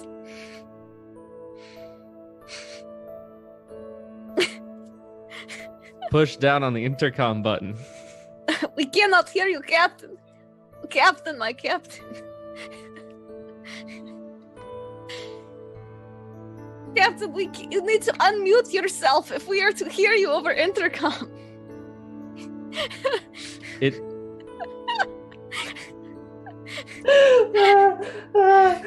She's calming me. She's calming me. Hi. Hello? I'm glad you found the unmute button. It seemed we heard clicks and static. Yeah. How did you get my comm number? I'm using ship intercom. Is programmed into all our Tom's. Oh, that's fair. Yeah, sure, that one is fine. The boring bland or the knees earlobes wedding? I think knees earlobes are what we want. Alright. You heard. We have. It starts in an hour, so we should probably get ready. Okay. All right. You have a good day now. Bye. Okay. Captain is very strange. She's very relaxed while eating food, and then just very awkward at other times. I do not understand. That is interesting. It's very Especially when I've noticed her heart rate changing when close to your presence. Yet you say that while eating breakfast with you, she was very calm. very chill, I think is word.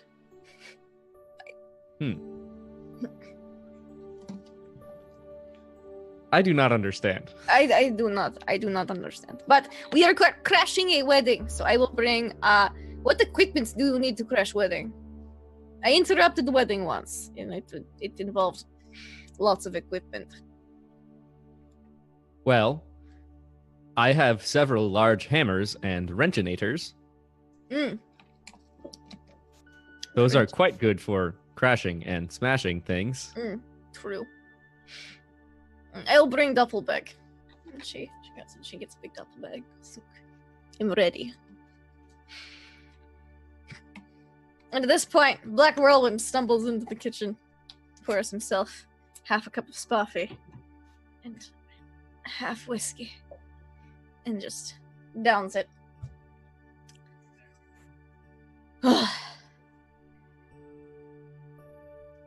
Good morning.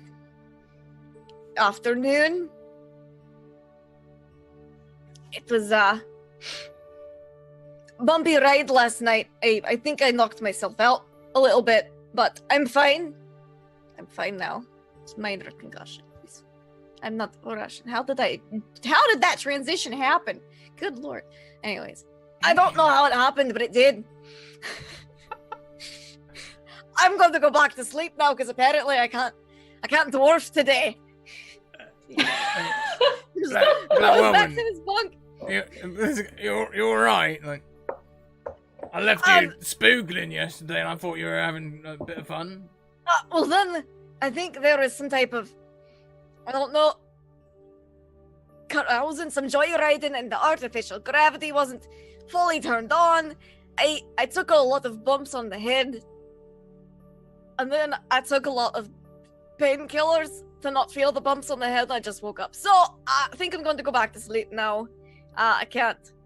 It's just weird dreams. Not my day. Weird dreams? What kind of weird dreams? I dreamed I was at a wedding. Go on. Well, there is a bride and a groom and an officiant. I don't know. The person performing the ceremony. And it was like a beach wedding or something. Lots of sand, some water. I mean, who'd like that sort of thing? Don't know. The music was great, though. I remember that much. Did a lot of dancing. Anyways, I'm going to go back to bed. It's like Young's Common Collective or something, I know it. Alright. So you all get ready to go to a wedding? Alright, so everybody gets ready. You arrive at the wedding, and there's quite a hubbub going. This wedding you're the tallest people here. It is a ton of halflings, just million. It looks a lot like the crew you saw at the lagoon last night, actually.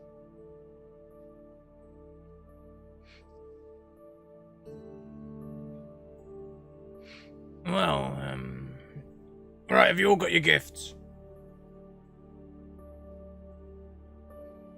First rule of crashing a wedding, you got to take a gift, otherwise I'll just turn you straight away. You got to have a bottle of wine or a bottle of spirit or something.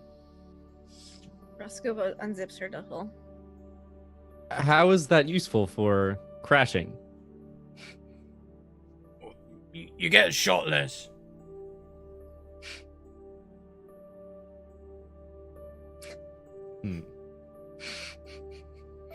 Well, I have this autographed steel bat.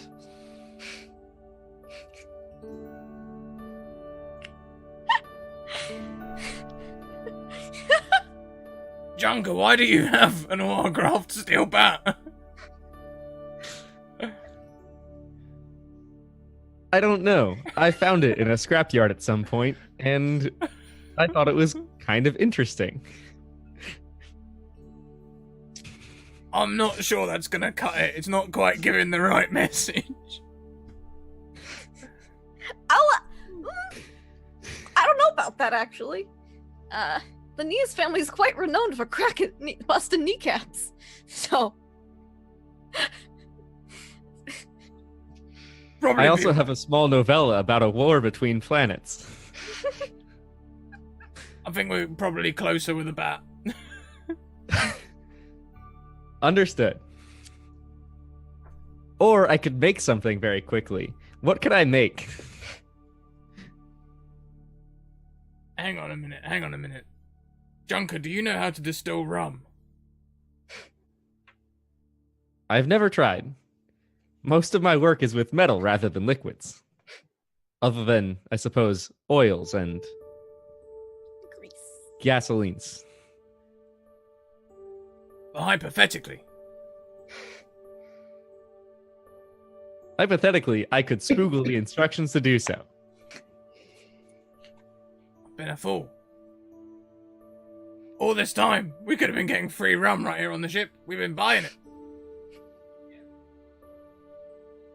I assume there are ingredients needed for rum as well. Yeah, water and gremlins. We do not have any gremlins on the ship.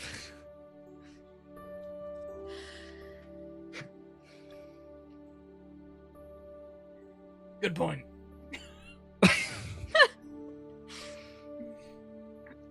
I have bolster pack for batteries. I have mag light. I have camouflage tent. I have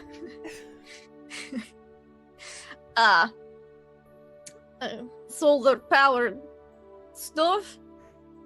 I have a clip for laser sniper rifle. I have actually eight of those. I have Hang on a minute. What Can caliber's the opener. bullet? he's laser. It's just You don't have any actual bullets. Because you No. could get Junker to just write Valentine down the side of it, and you could give him a bullet for their Valentine. That might... well, we could inscribe on case. 'Cause it's just energy. No. Pick. Blaster for my Valentine. I suppose it works. Say congratulations. These all seem like very useful gifts. Yeah, useful isn't really the thing for weddings. Normally you give people something, you know, romantic or affluent or you know... This is not romantic. No. I don't know much about romance. But I know that rum's pretty romantic. Well, it's not so much. I will scratch congratulations into energy pick. Here, I have an idea. My idea didn't work. That's so funny.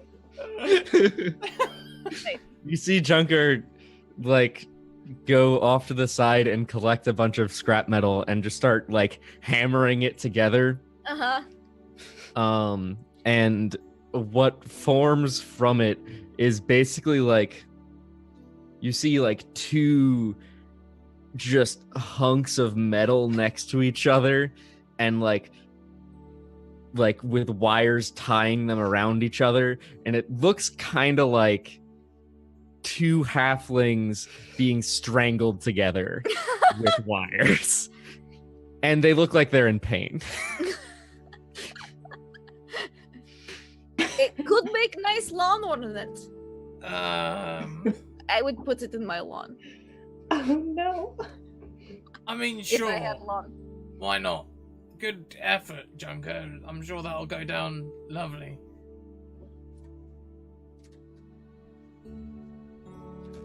All right. I believe you. It will.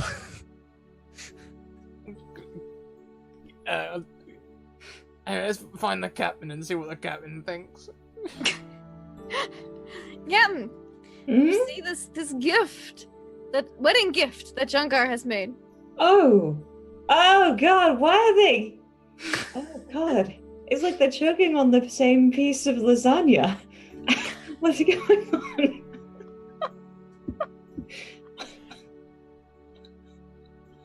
This is the worst timeline for the Lady and the Tramp. What is this? It was supposed to be a happy bride and groom. Why are they sharing the same stocks?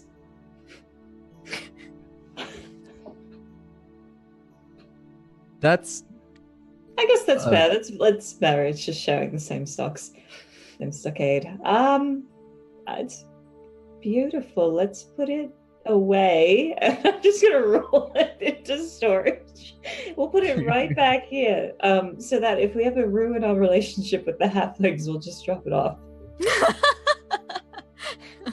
It's gonna go right back here into storage. I'm sure that'll be good to make amends. There's just a room full of like Junkar's Decoration. Art. They're it's the island of misfit Junkar sculptures. Oh no. Yeah. I'm a utility craftsman. I'm not meant for art.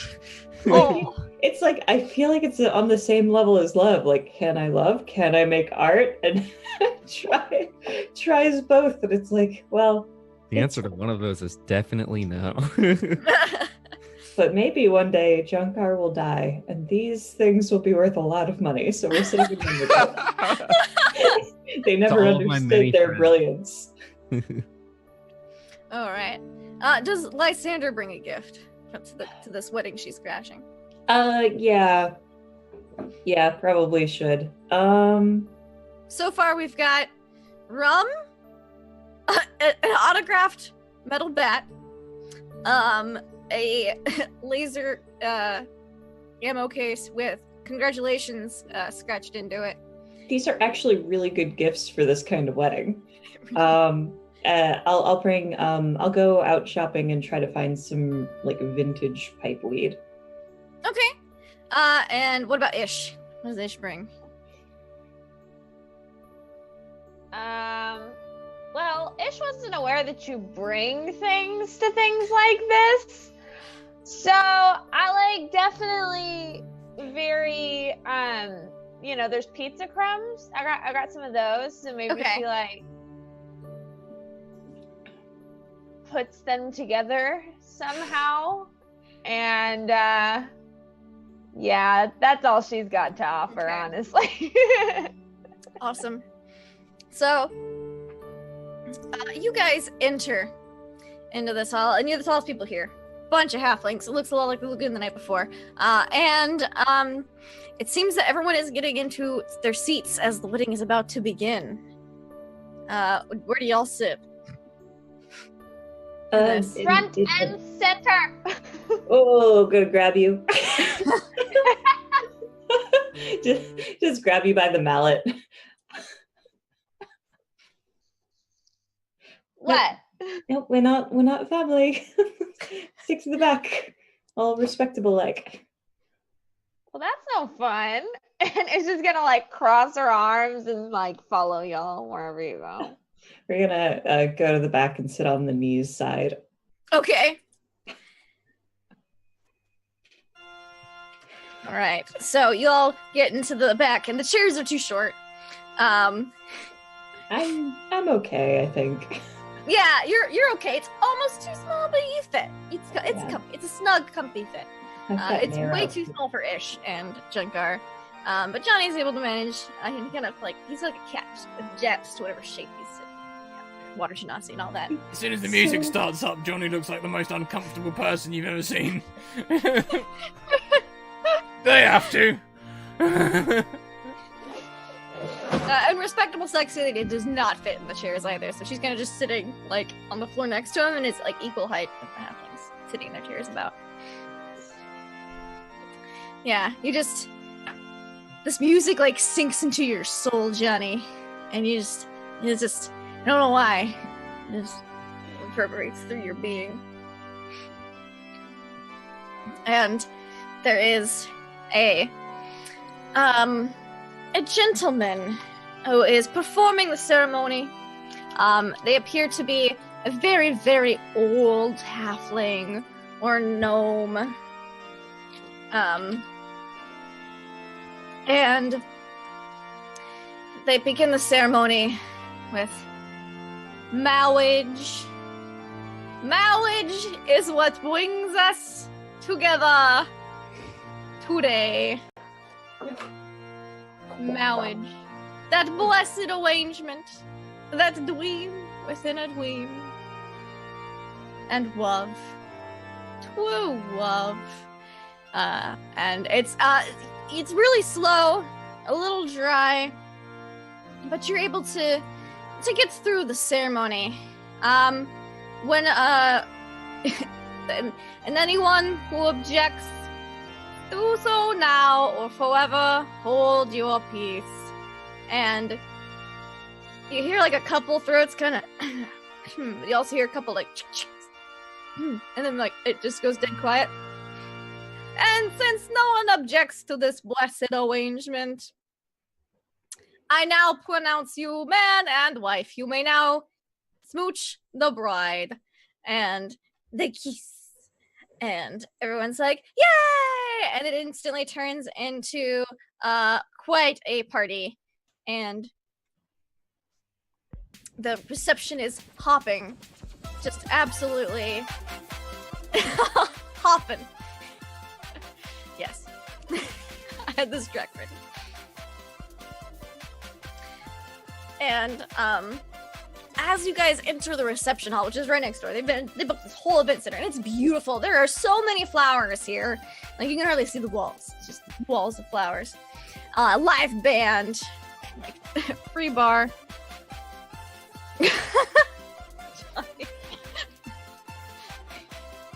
In the too small chair. And, you recognize the godmother as the great godmother, actually, as she kind of approaches you, Lysander. She says, "You come to me on the day of my granddaughter's wedding." Yeah, I'm not asking a favor. Just here for I show the gift that I brought. Oh, and she kind of looks at the gifts, and she sees the autographed bat. She's like, "Oh, beautiful, beautiful.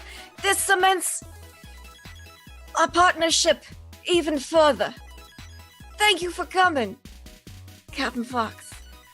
Thank you for having me. I'm just like in the back of my head, I'm like, we really can't see the gentleman now. And she goes, "Please, eat, drink, be merry." And she has a little walking stick, and she kind of hopples off back into the festivities. Nice. Well, it's ours now. Gonna go dance. All right. Johnny will go and place their gift amongst the gift table wherever it is. It is overflowing. The gift is not just any bottle of rum, it's the bottle of rum that they left soaked in salamander and didn't want to touch again after the salamanders had such an effect. Hallucinogenic rum! Alright. You set the bottle down, it's a little slimy on the other side still. You're very careful not to touch that part. Just casually walk away. It's gonna be great later. Yeah, I knew there'd be an We're opportunity. gonna love that! Really hope they open that at a business meeting. That'd be beautiful. You guys, actually, it's pretty fun. The music is upbeat. Everyone is drinking and eating. The food is a buffet. It's like got every type of food you can think of. Of course, everything is halfling height though, so while everyone else is kind of having like really hunch over, except for Lysander. And Johnny, I'd like you to give me a perception check, please, sir. You know, Scrat's gut reaction is to just close their eyes and pretend they can't see anything, but I'll roll it. Oh boy. And with a nat 20, you see, kind of standing, she just got off the dance floor. You see a young halfling woman. She's got a little, her corset and her skirts all hiked up for the very enthusiastic dancing, like line dances going on. It's very intricate, halfling line dancing. And you notice though, as she gets off the dance floor, she's got a pin on with her flower corsage. And you're still wearing your pin. And let's see if she notices you. Oh, yeah, she notices you. As you two meet gazes from across the room.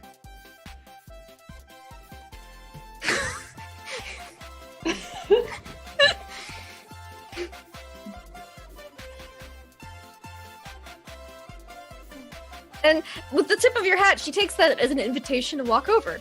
And so she does. She comes over and she goes, hey, how are you doing here? Fancy seeing a guy like you in a place like this, huh? My deeds are many and my patrons are few. Good way to go about life. Yes. I only have 2 allegiances myself, really. A family and, Bless you, my child. It's exactly that I come to speak to you about. I'd like to try and make it seem like I'm a priest of that badge. Give me a deception check. That's one thing I can do. Ooh. I've got some rerolls and hell, it's the finale. Let's reroll that. Yeah, sure. Do it. Right. One more. Okay. I don't want it to get Yeah. worse. Spend them all now. There we go. There we go. Alright. She's gonna insight check you. Ooh. How many D6s do I have? Oh, you've got so many, Lindy. I'm just gonna spend 2. Let's see if I can get good on both of them. Oh, I don't. So she goes, oh. Well, of course. My blessings upon you as well. Just a bit forward, aren't you? I mean, I guess it is a pretty private affair. But, yeah. You know how these things go. I'll be gone before you know it. Very true. So what brings you to, the family wedding? Information. Oh, well, how can I be of service? There's one known as Scarlet Setsuko.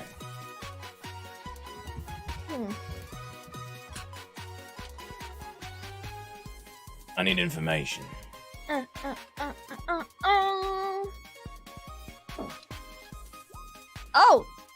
Oh, yes, the chosen one. Yes, the chosen one. You know her well.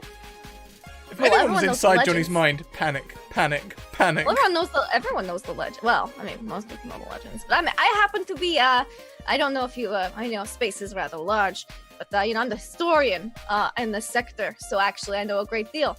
Of course, that's why I sought you out. Of course. What do you want to know? Last known location and predicted location. Oh, well, last known location, well, you gotta get out of here.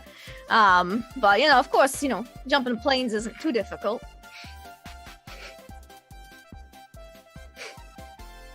Of course, not difficult at all, in fact. No, I mean, so you gotta, I think the easiest way to do it if you don't have, like, a gate or someone who can plane shift, there's a black hole not too far from here. I don't know, maybe like a half day's train. I'll take you right to the proper plane. You'll be underwater, though, when you go through it, so make sure you pack some potions of water breathing or whatever. So yeah, you go through that, pop up, and then, she's queen of the place, practically, so, pretty much ask where the Paradise Isles are. Still at the Paradise Isles after all this time. Who knew such a thing? Well, it's, headquarters, so. Yes, headquarters of the chosen one. Mm-hmm. You have done well this day. Enjoy your family wedding, and peace be upon you, and death to your enemies, and Pinder and Courage, and all the rest of it. Oh yeah, lots of, don't worry, I'll plunder a lot tonight.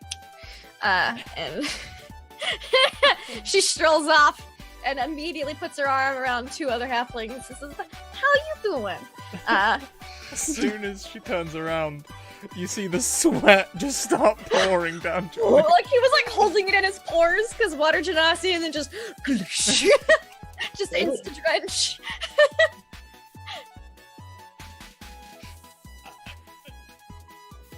I turn and walk. Anyone who's paying attention to Johnny, notice he's sweating buckets. He's instantly drenched. Sloshy boots. It's very slot. You can hear the. Oh. Ooh.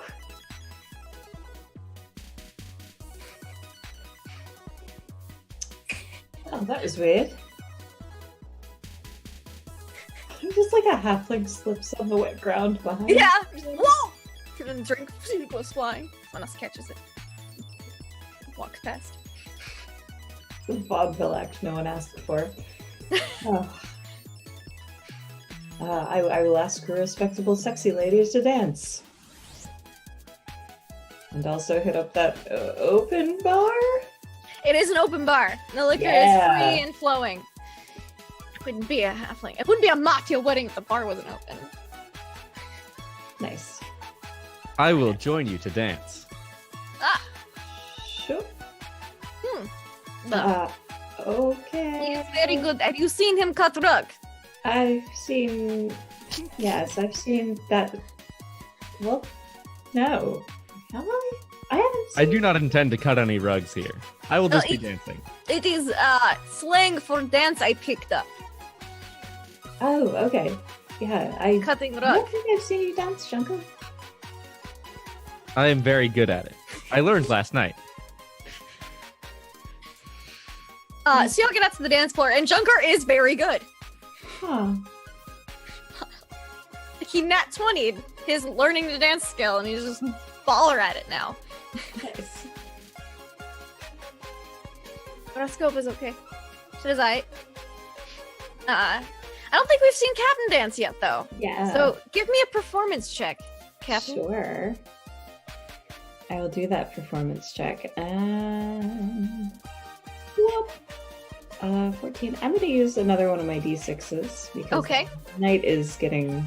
The night is getting on. It's almost time for your meeting with the gentleman, and the wedding is winding. Actually, the wedding's not winding now, but you know that these family events can go on for days. So I've it's got, pretty much a come and go. Some people come, some people stay, people head out and out and out.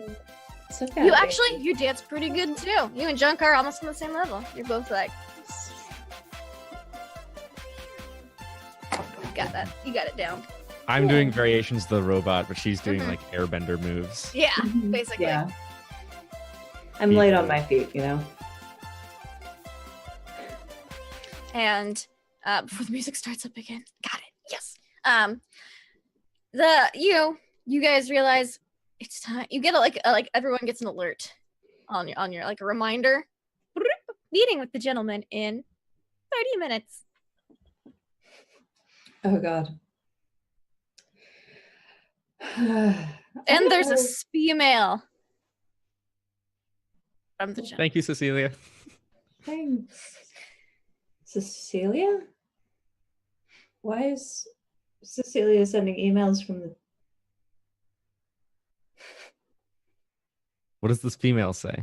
This female, it's this female that Lysander and the gentleman have been going back and forth on, and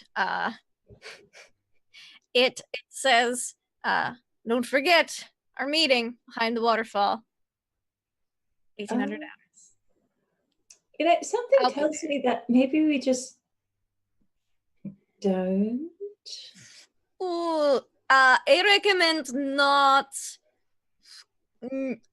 showing up. Yeah, really, because we're kind of gonna have I- fun. Well, I may have worked for gentlemen for some time. I really recommend not missing meetings if you say you are going to meet in place, especially if we travel all this way for a meeting and then don't go. And he would know you are here. Ship is obviously important. And Yeah, the thing is, I think he thinks I'm my uncle right now. well, And I think that because I may have signed my uncle's name. well, I do not think he would think that, seeing as your uncle is dead. I don't know if he knows. it was There was big a news. funeral involved. Oh, Maybe that's Cecilia true. would know. I was there. I was. Yeah, it was very large news. Circulated very quickly. Okay, all right. In that case, let's go ahead and do this thing. All right, so you guys go back over to the lagoon. Mm-hmm. Yep. All right, so you guys head over to the lagoon, and they let you in. They don't even question you this time. It's like you're on the guest list. Mm. You enter, and you can see that normally the bar is between the waterfall and there's like the pavilion. The bar has split in half, and paving stones go back to behind the waterfall. And you see there's like a split, like the curtains kind of open. Cool. I mean, this will be all right, won't it?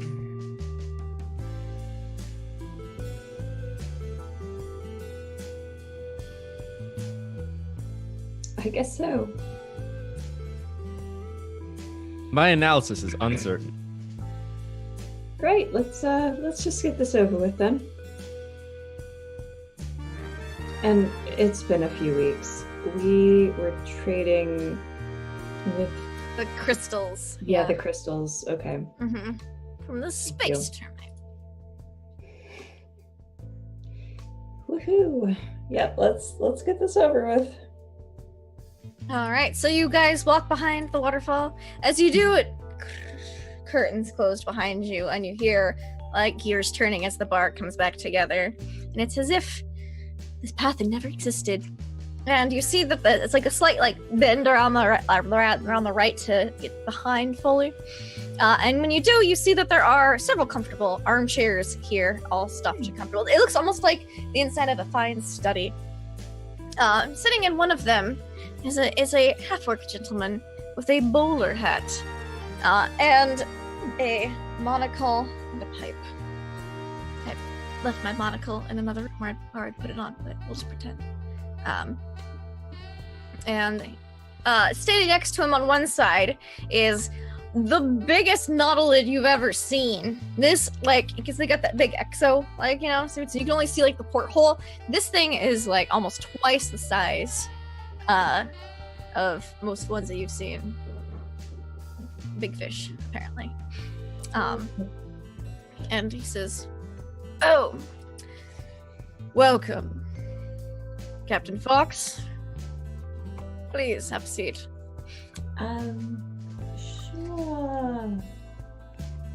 Do they have seats for everyone? Okay. Everyone, including Raskova. Huh. Okay, I'll take a seat.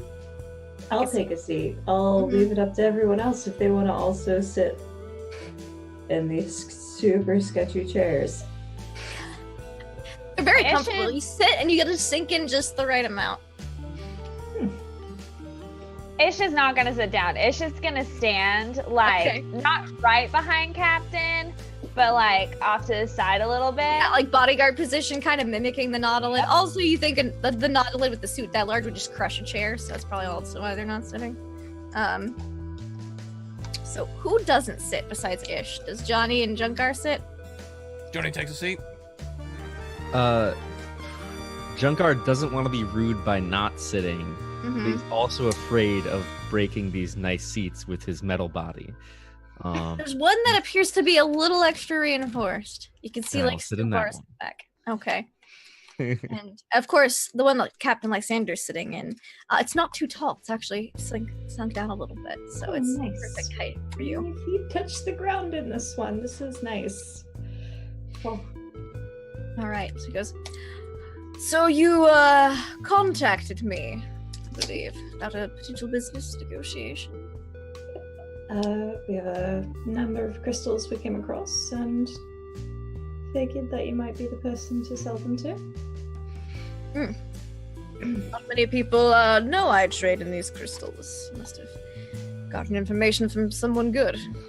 I did. Can appreciate that.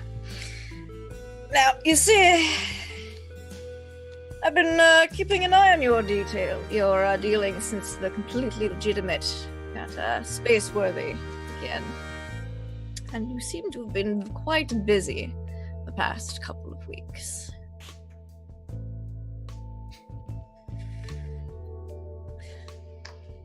I mean, that's not true. Yes. Uh, We can assure you that we only undertook completely legitimate business on the completely legitimate. Exactly, and not completely legitimate business. You know, just completely legitimate business. Of course, that's why the ship's named such. Now, I was quite acquainted with your uncle. Ish is gonna turn pale at this moment. Uh-huh. And wide-eyed. Sam. We are very familiar of your intimate relationship with the captain. I try to gag them with my mouth, but there's no mouth. That's not how my mouth works. We are very familiar with your intimate relationship with the former captain. Am I Fox, authorized including to the fuzzy disable? handcuffs? Am I authorized to disable Junker's speech modifier? Absolutely not. I'm not. Nor Damn. do you know how to. No, I have technomancy, so if I was authorized, I could just make it happen. Oh, No. no. No. Junkar does not give away his autonomy to anyone. All right. We have to let this beautiful robot speak. Oh god. He kind of is just picks up a glass of whiskey. It's got like 2 whiskey stones in there, throws a little bit, takes a sip. I see. Well, you've been quite busy then, haven't you? Yeah, so have you. I mean, And I see you found new work, Raskova. She's like, duh. She hasn't sat down. She's kind of just standing awkwardly. Not awkwardly as much as ready. She kind of seems on edge a bit. She's got her duffel bag real close. like when you got your purse and you're like, that's like her duffel bag right now. He goes, Well, at least you are under good employment, I suppose. Now, as I said, I was well acquainted with your uncle, and it was really quite tragic how he died. Really, a three-way shootout. Oof, on that platform. Why did I change to Raskova's voice? I don't know. I'm just very Russian today. I think it's because I was Russian accent for 3 hours. But anyways, yes, it was quite tragic the way he died. And I'm not sure if you're quite aware of how that came to be about. You see, Calvert had gotten himself in too deep with too many factions, and well, a lot of factions don't like it when you cozy with technically their enemies or rivals. And it escalated a bit, and well, Raskova could tell you what happened next. As during the three-way crossfire, there was a specific order to take out the root of the problem, which was Calvert. Now, I did give the order. Raskova was under my employment, but his death was, however unfortunate, completely necessary in order for the completely legitimate to get a clear title and a new captain. You see, something was learned during that mess that was called business, and that was that one person can't negotiate 3 factions at once. It'd be far more efficient to have multiple people in charge of dealing with each one that all collaborated together. And so, and you hear a hissing noise from the nautilid, which just has had little bubbles pop out. And at this point, you see that the left leg of the nautilid swings open and is hollow. And inside, you see your uncle. I knew it. He's like, oh, look at you. You're all grown up. Last time I saw you, you were like in the eye.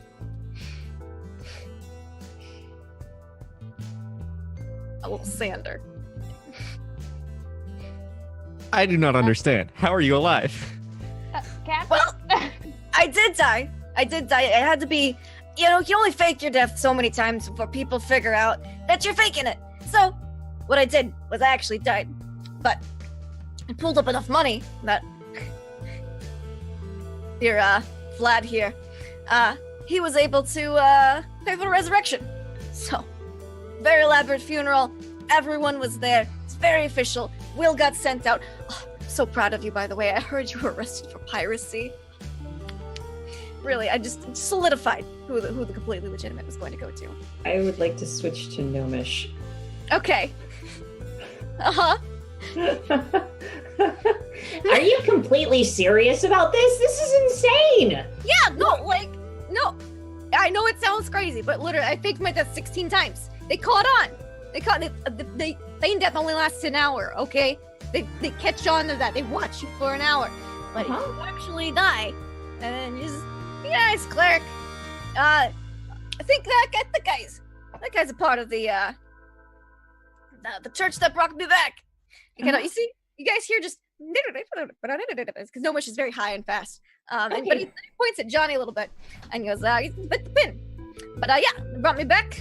Just 2,000 gold was nothing. And yeah.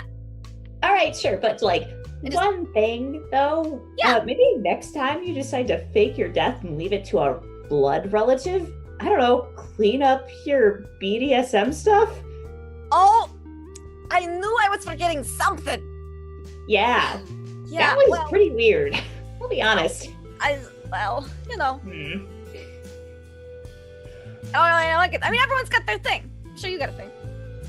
I don't know what it is. I want to know what it is. My eyes just travel to respectable, sexy lady before snapping back to.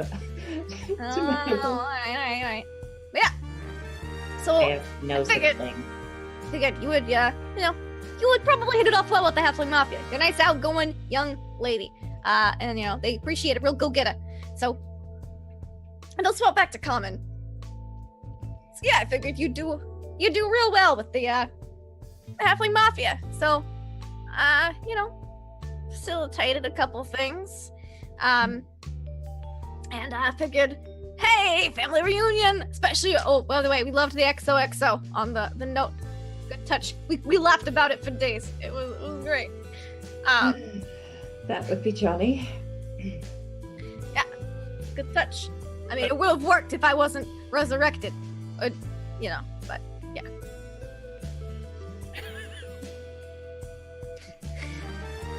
Johnny looks really uncomfortable. Two gnomes speaking gnomish just pointed at him and then started pointed at them and then started mentioning them out.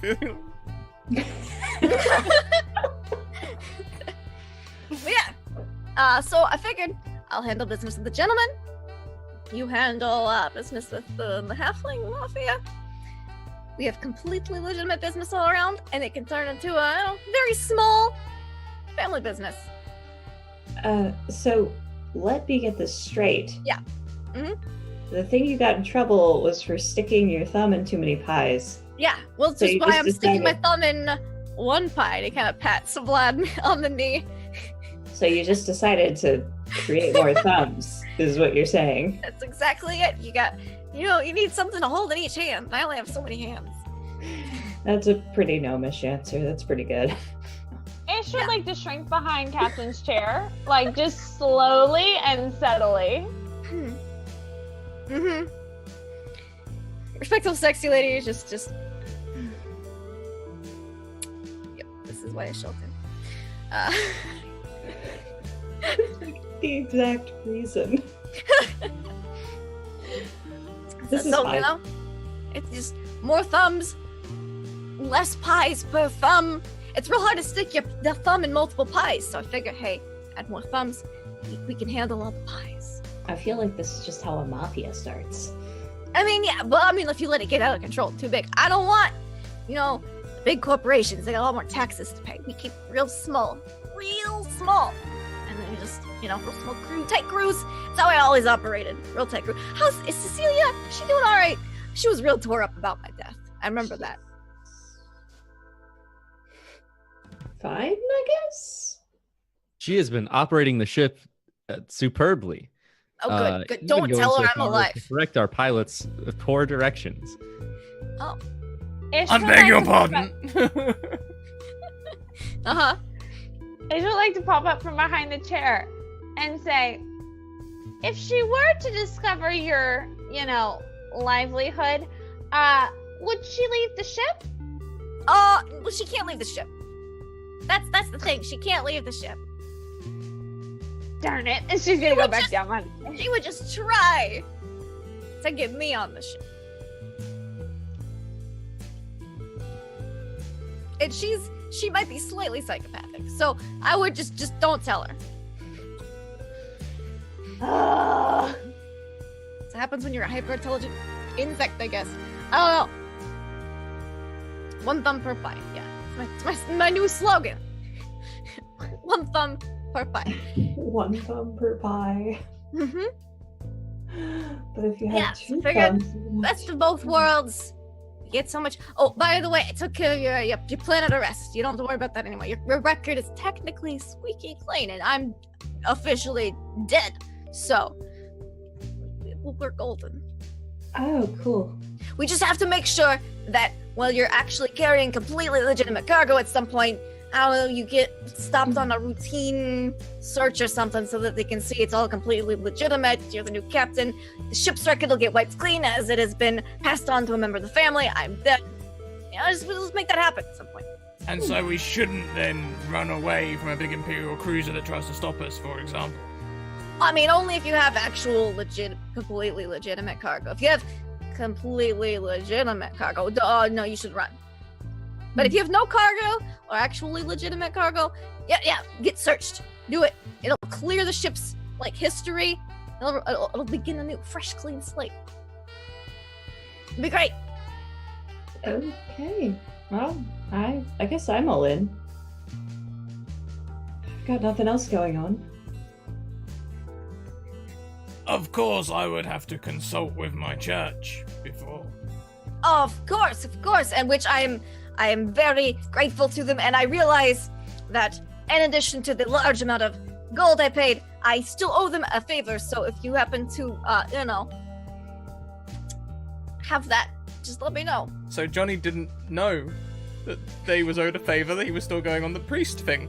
When they say, yes, of course, favors. Yeah. Yes. Mm-hmm. I mean, if it needs to be more gold, I got tons of the stuff. So. Actually, I could do with getting back to the sea at some point. See, I mean, there's a lot of them. What do you want to see? There's a black hole nearby. All right. Well, my fantastic niece here, little Sander.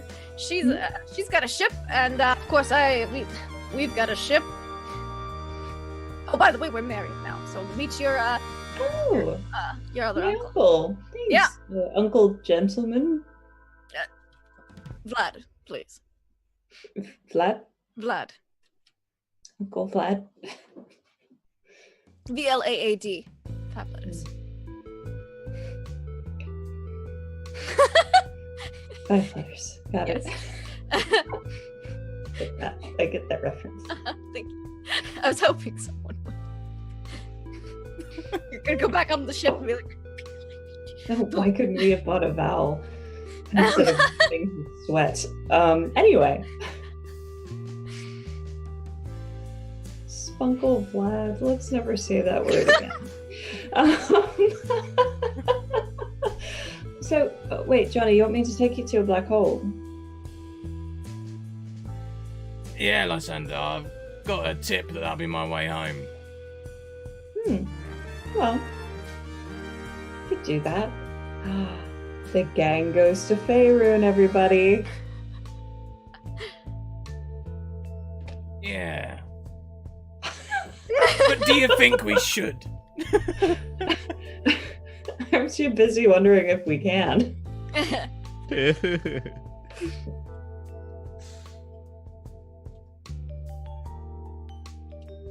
Let's do it, I guess. Nice. all right. So, oh, by the way, how much do you want for the crystals? You worked real hard to get those. Almost exterminated a whole endangered species of termites. Oh, yeah. They're probably going to come back, I guess? I don't know. And I nearly died. I don't know. I don't know the market price on those, but maybe that's something that that Junkar might be able to determine. Yeah. So Spoogle. So, Spoogle, what'd you get? 8. 8. I'll do some rerolls. Okay. Worse. Yeah, Worse. might as well. Slightly Okay. better. 9. That's 9. the best I'm gonna do. Gosh. Okay. So with the 9, takes you longer on Spoogle than you think it should. But you're able to find you guesstimate somewhere around 50 plat per. Nice.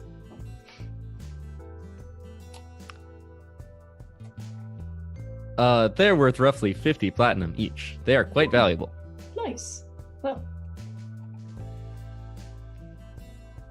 Now, would you like liquid assets or just a funds transfer? What, you mean like rum? We could do those liquid assets as well. Be a lot of rum. Just Okay, how lot of much rum? I will leave that choice to the captain. Yes, totally. We should leave that to the captain. That could be a lot of rum, Captain. yeah. Yeah, let's just take a little bit of rum because I don't think we need to launder anything right now. Okay, so transfer is made. You get funds. He goes, all right. So, sweetheart, if you ever need anything, just you know the email address. Mm-hmm. Send a message. We'll get back to you. Have fun. Stay safe. Don't get caught by the cops. You're fine because we need you to get caught once, but with nothing on you. So we just clean this record. But yeah, like I mentioned already. Remember, just clean the slate. Clean slate. Anyways, We've got a dinner reservations, but we just had a surprise. I'm not dead.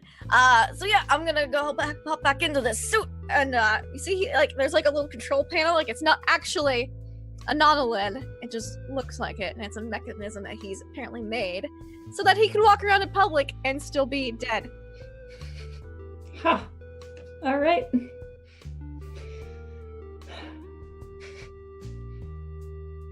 Pleasure doing business with you. I'm sure this is not the last time we will meet, but the last time probably at this establishment, as we must keep our distance for, ties. Nice. Look at Okay. the Well, let's get. Yeah. That's... I am Oh God.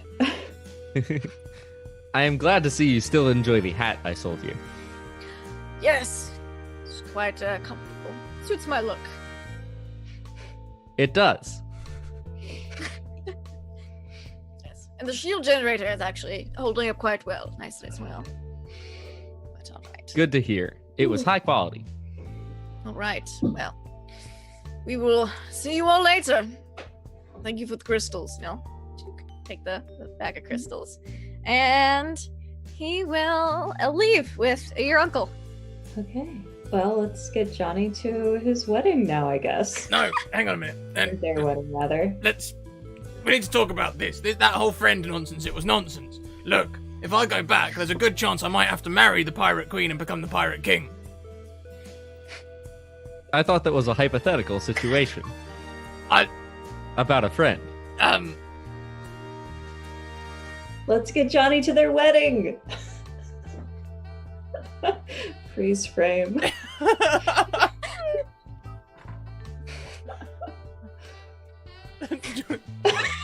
Freeze still. That pause screen.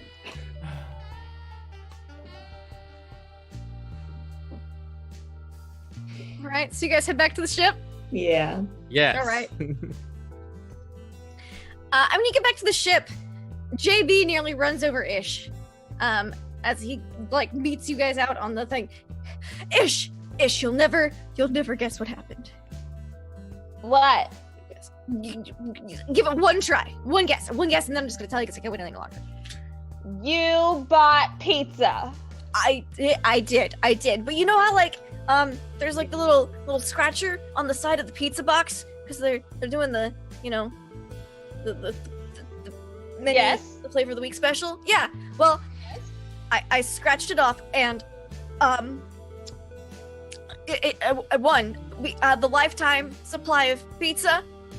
You didn't. I did. She gets her now. JB's pranking me, right? He holds up the pizza box with a little scratcher on the side. And it says, "You're a winner! Come, Jack!" And it gives this female address.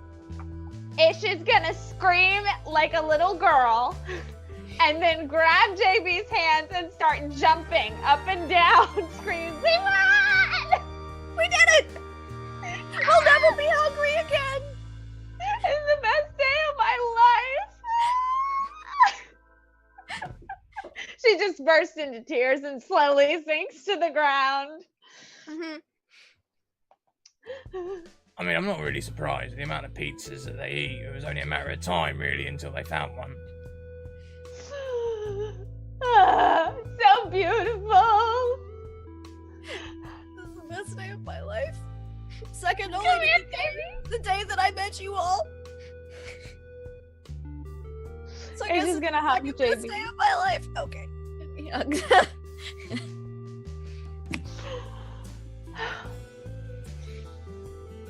So can we order a pizza now? Is that what that means? We just have to fill out. We just have to send an email with the picture of the thing with us with our faces like holding it so they can post it on their thing, and then we just every time we go to a store we have little cards, and we just whenever we go to the store we swipe it, and all the pizzas from that company will be free. I've never had a pizza card before. Neither have I. I've never had a card for anything before. Ish is going to grab JB and run to the nearest camera. Okay. So you run inside of the ship. The door closes behind you. And you guys take off? Yeah, Johnny will let Ish take it up. Nice. I'll fill out the paperwork, so because I know you don't like paperwork-ish. And he gets like the picture, shakes the Polaroid, he shakes the Polaroid. All right, Ish. How do you start up the ship? I flipped the 3 switches and I pushed the green button and then I stare at Johnny because I don't remember. The ship hums to life. It's good so far. Thrusters are there, just push that forward and away we go, but start pulling up because that ship in front's a little close. We don't want to clip it on the way out. And she goes, Give me a piloting check! which one is that again? What do you use for your check, Johnny? I use wisdom. Wisdom, please. Wisdom check. You managed to avoid clipping the ship as you pull out, and you actually enter space pretty gracefully. See, you do remember. You were just pulling my leg. I'll leave you to it, and Johnny will get up and start leaving the cockpit, leaving you in control. Johnny! I'm just gonna grab a drink. I'll be right back. All right, so Johnny grabs a drink. What does Johnny grab to drink? That's the question. He's gonna pocket his best rum, their best rum, and pick up a cheap rum. Okay. All right, and then you go back to the pilot's seat. Yeah, I'll head back. Okay. See, that wasn't so bad, was it? You're back. Oh, goodness. Okay. This is great.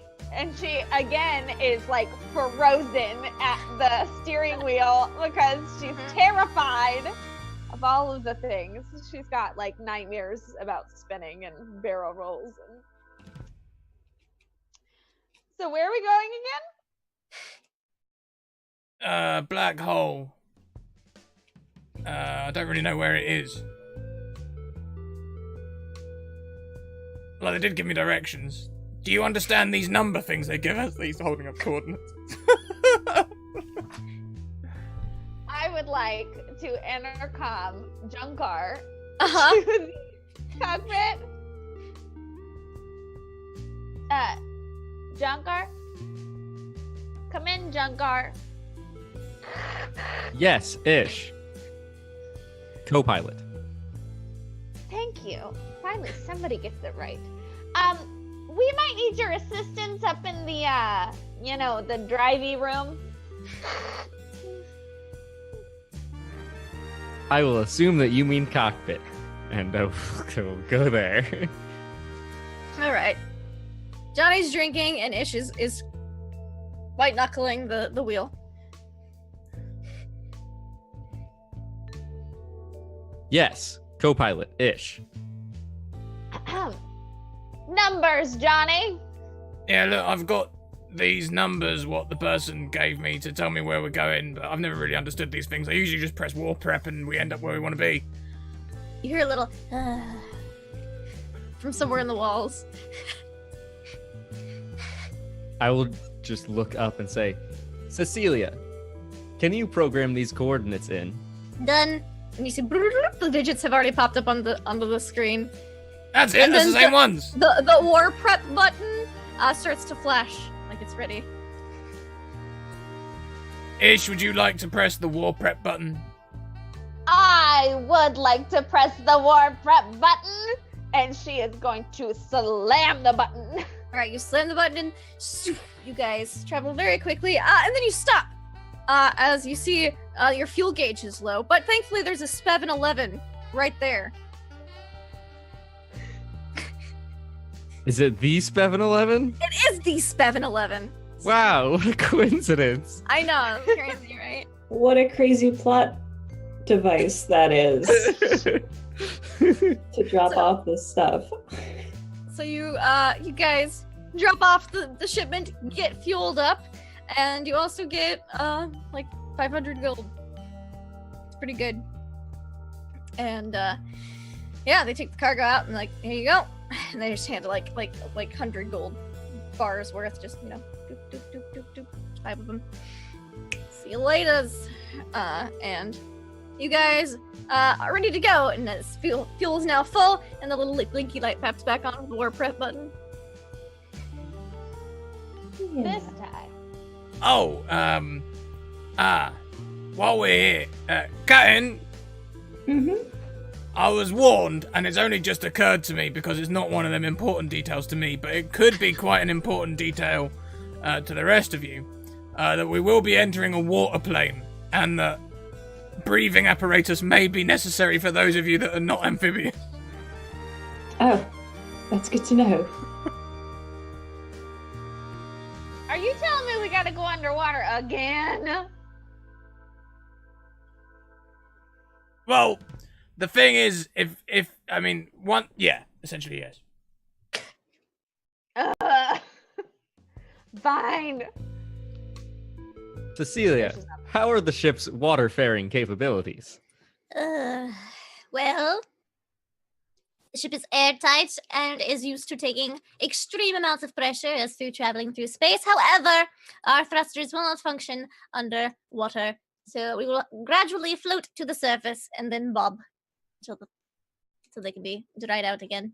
Oh, that's all right. If it floats, I can make it sail. We'll just set up a big sheet on it. We'll get it going. And so on the surface of the water, we will be able to navigate, as it will be, air to combust with it. You wouldn't understand the process. Just the coordinates pop back up on the screen. They seem cranky.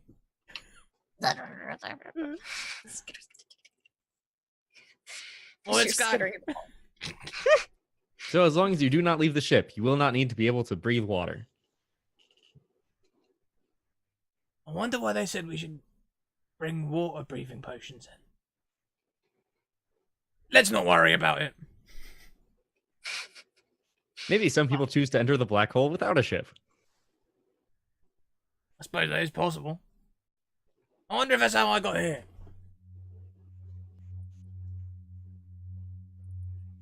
Did you enter a black hole without a ship?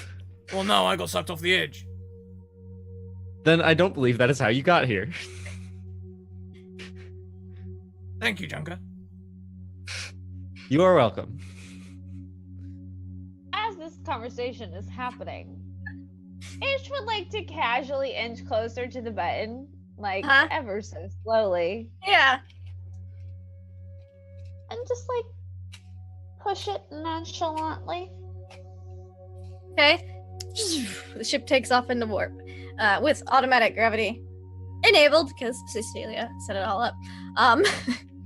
It's gonna be like a 2-hour drive via the warp. 2-hour ride.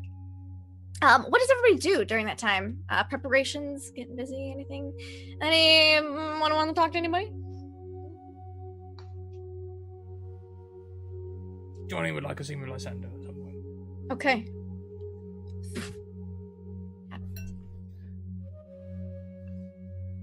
Karen. Mm-hmm. I'm going back to see a pirate queen who I may be marrying. Mm-hmm. Help. What? Help. How? What How do I do do? that? How do I... What? Am I supposed to run? Am I supposed to stay? What?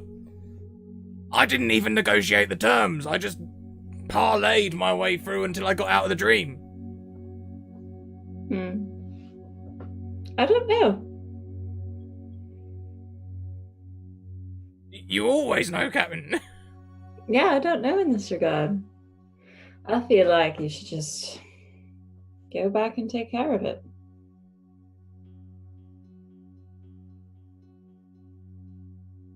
When you say take care of it, do you mean hypothetically, metaphorically, literally, or figuratively?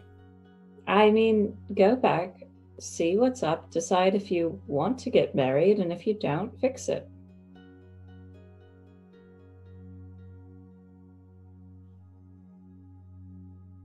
You mean I'm supposed to think about this? Mm-hmm. Yeah, it's a really big decision. And it's one that you didn't even get to make. So, if it's going to keep plaguing you and if people I don't know. Bringing it up, it might be something to consider taking care of. Well, I've got a feeling that I got myself into this situation because I tend to go through a series of events that I don't understand and make decisions on the fly. I'm going to boop them on the nose and say, then it is exactly your thing to take care of. Thank you, Captain. Mm-hmm. Well, if I'm going to do this, I need a clear head. And Johnny's going to go and drink half a bottle of rum at the bar. Okay, perfect. What is Ish doing during this time? You know, Ish is really. I mean, I think she's sitting in like the captain seat. Like this is like the moment that she's wanted from the very beginning, and like as like goofy as it was, like she was so serious, and like she's failed so many times at so many different things that like that she's relishing in this moment right now, and she just freaking won lifelong pizza. So she's also mentally like taking stock of how much pizza she's got because I don't know if there's going to be pizza in this water realm and like or wherever we're going, and like if we get there and there's no pizza, then what do we do? Like, is there really anything else to eat other than pizza? And so but I think she's mostly just kind of chilling out and like embracing what is her life now. She misses home, but like who says no to a new adventure? So All right. And what about Junkar? What is Junkar doing on the ship? Yeah, that's a good question.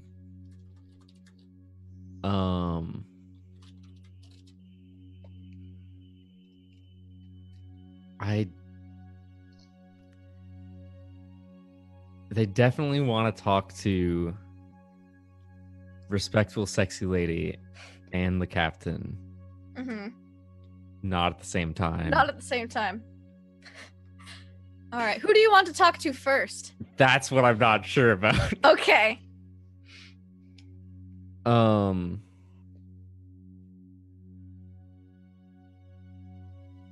God. I guess I'll go talk to respectful, sexy lady first. Okay. She's just finished a workout. Hasn't she always? Yeah. She's just cleaning up the equipment now. She's finished up. Ah, Junkar. It is good to see you. Hello, Raskova. It is good to see you too. Are we going to another wedding? I am a bit confused on the situation, but at least I have time to scrounge up gift this time. It will not be sprung upon me. It seems that we may be going to a wedding for Johnny and some Oh, pirate that's easy. I queen. give him rum. Simple. Done. He is an easy one, or they're an Very. easy one to shop for. Very easy.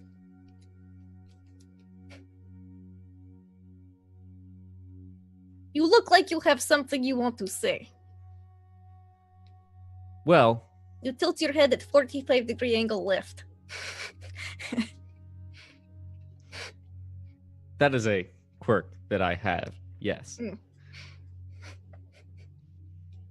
It seems we are going to another plane of existence, perhaps. Mm. I do not know when we will be back.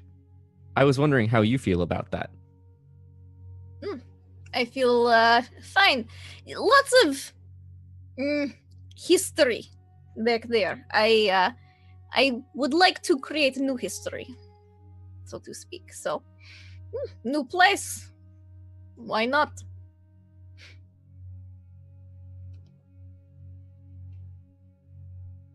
And how would you feel about creating new history with me? Mercy's face. I'm sorry. I said a little. I would like that very much, I think. Good. I have been thinking about our last conversation, and I am excited by the prospect of getting to know you more. I am excited as well.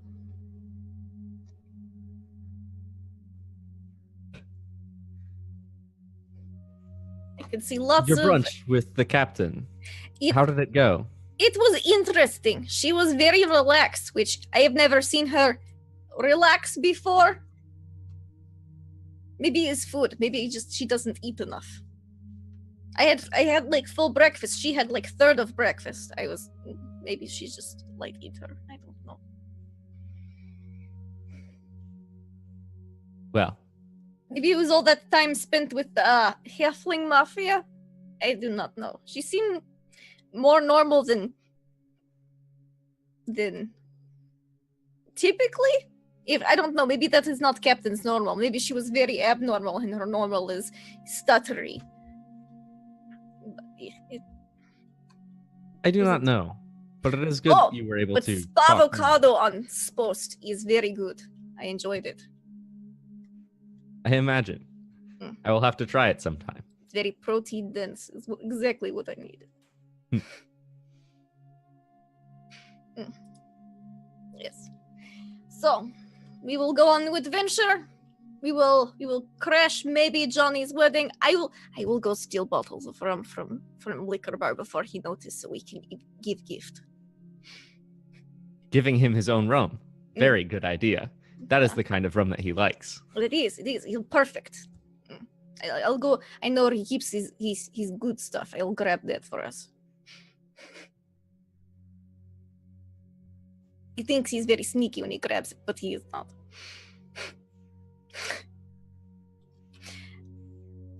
And she'll kind of say, thank you for being so upfront about everything. I appreciate it. You're welcome. Somehow, though, I still feel like there's more left to be said and to be done. We are going on an adventure, and that is something still, for sure. But I can't help but feel that,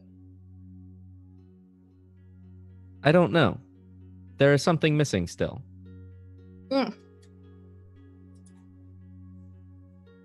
Well, you've never been in a relationship before, da? This is true. Well, how about this? This could be what missing is.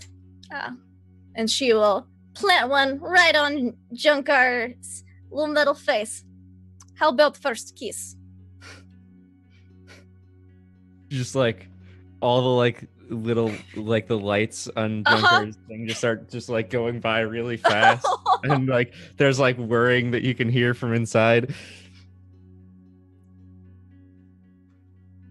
That was good. Thank you very much. Thank you. I think I have much more to show you, but will be time for that later. And she'll kind of boop you on your nose and go off to go steal Johnny's liquor to regift it to him at his wedding if it happens, and if not, to maybe just drink it or sneak it back. Junkar is very happy as he walks out of the room. He is potentially literally beaming. Oh no, like lights just out of everything. Okay. And do you go speak with the captain a little later? What? Or do you walk in like a blazing beacon? I was going to, but after that, I feel like it's more of a respectable, sexy lady thing. So I feel like that's her conversation. It's her conversation. Okay. So we'll get to that. I don't know. Before we land, you hear like the sounds of like proximity alert, which means you're going to be coming out of war preparation soon. And you get a knock at your door, Captain. Okay, I'll answer it. It is respectable, sexy lady. Oh, hi. Hello. And she's holding like an armful of rum. Nice rum bottles. In case Johnny gets married, I take his rum and we gift it to him because we have to bring gift to wedding. So I figured I would save you trouble of looking for good stuff. Oh, thank you. Anything else? I wanted to thank you, Captain, for bringing me on board ship. And I,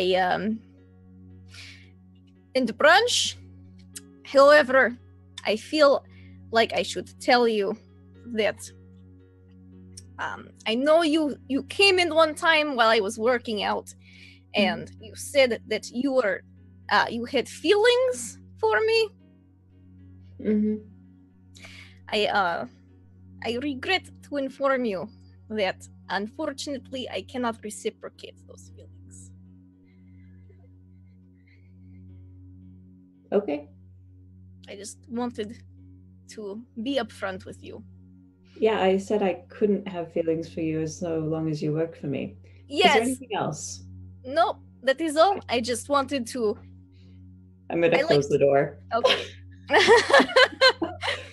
She's gonna be like, I just say what happens. I just very forward. I don't want people. She's just kind of muttering like, I don't know if that went well. I'm doing terribly. I don't know. And just walks off to distribute bottles of rum to the crew to give to Johnny if he has a wedding. And the ship pulls out of warp speed, and you see in front of you all a swirling black hole, just slowly pulling objects in towards it.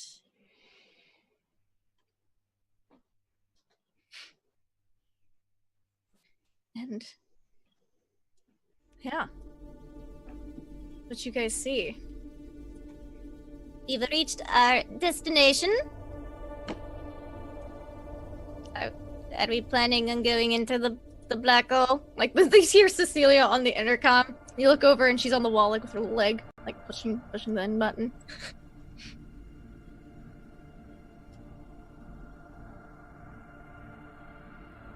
You're cool, Captain. Oh, okay. Sure. Let's go. Okay. And Cecilia looks very nervous, as typically ships don't make it out of black holes, but Captain's orders says go in black hole. She'll drive a ship into a black hole. The ship turns. She turns thrusters off, as Johnny's mentioned will be underwater afterwards, and she doesn't want to have any negative effects. And so the ship slowly gets pulled in to the black hole. And then as soon as it hits the entrance, everything goes completely dark on the ship. And you guys, it's almost as if you are out in space for a second. You hear nothing, you see nothing, and you feel nothing. And then almost as quickly as it happened, everything's back on. And but everyone's pulses are really high. Like it's almost as if you blacked out for a second. Everyone's like breathing heavily. Junkar, you need to like instigate liquid cooling. It's just the systems are all showing almost overloading, but not quite. And if you look out the portal windows, you see bubbles. Cecilia turns on the lights, and you see that you are underwater and slowly rising to the surface. The water is almost pitch dark, so you must be very deep below where it's nighttime above. But you guys drift up, and the water gets lighter in color, and lighter, and lighter, until, with a splash, you guys are on the surface of an ocean, and you see a set of islands in the distance, and behind you, a ring of fog? Clouds? It's hard to tell. It's very dense and thick, almost as if it's a wall around these islands. Nice.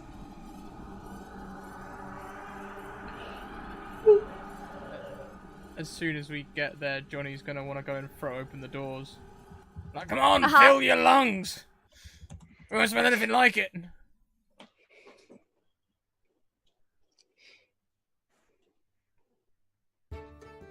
All right. So you open it up and you smell the salty sea air that you've missed for so long, Johnny. This smells exactly like home. You know the sea. You've sailed the sea before. You recognize it. That's where the water is. Just a specific hue of blue. And you recognize those islands in front of you. Those are the Paradise Isles. Yeah, I've been there before. Mm-hmm. Oh, land ho, you scurvy land lovers, let's get it. What did those words mean? Do me a favour, Junker. There is a language on Spoogle that is pirate. If you could download that.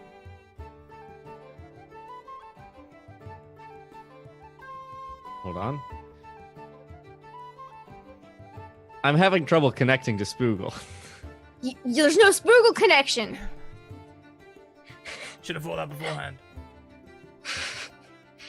But the ship splitters. The top, the little twisty ones you use to just fine tune navigate, just kind of pop on you guys slowly, head towards the islands.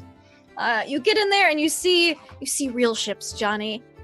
Things with masts and sails and poop decks and bows and it's a marvelous sight. See, look, those are sails and those are hatches and boom swings. That's what I'm usually shouting about on the ship. Those are interesting.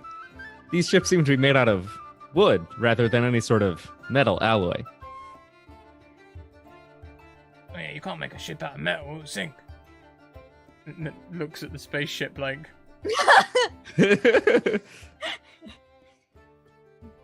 Actually, due to the property of buoyancy, it is possible for ships that are made out of metal to float.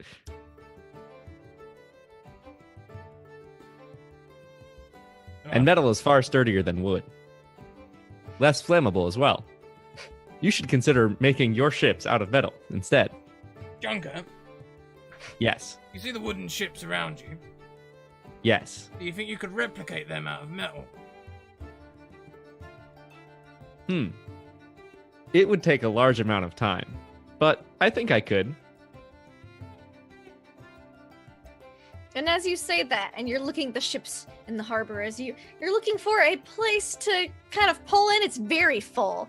The hundreds of ships here, different shapes, sizes, and styles. Like it's like going to the flea market. There's a little bit of everything there. And then suddenly, you all are lifted out of the water, and you notice there's a giant tentacle curled around the completely legitimate, as it kind of it pulls it out of the water, and then you see you travel inwards towards the lagoon that's in the center of the island a bit more, and you see a giant eye open up in the water as it looks at this, what in comparison to the size, a tiny little toy, strange object, and it looks, and you recognize this Kraken, Johnny. This is Mr. Squiggles. Yeah. Well, everyone, meet Mr. Squiggles. They are a cephalopod. Hello, Mr. Squiggles. Is there a Mrs. Squiggles? You just can't keep it in there. Anyway.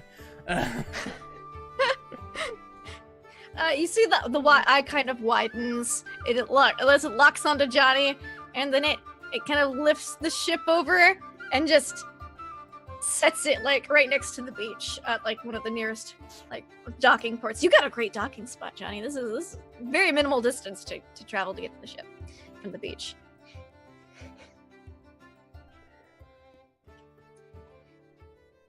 And it kind of just pushes you into the nose, just touches the dock. And on the dock, you see the Pirate Queen. Was wondering when you'd show up. Well, you know how it is, pirate's life. You've got to be free to do the things you're free to do.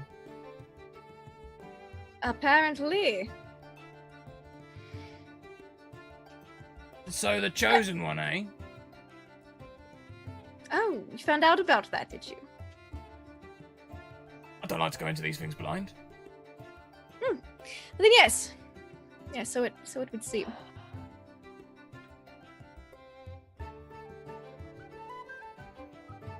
Yes, I've already conquered the 12 seas. Next is the 4 winds, and then beyond that, just kind of points down, and you can see very faintly where you emerged out of a dark underwater whirlpool. Next is that. Ah. I can warn you against that. Oh, really?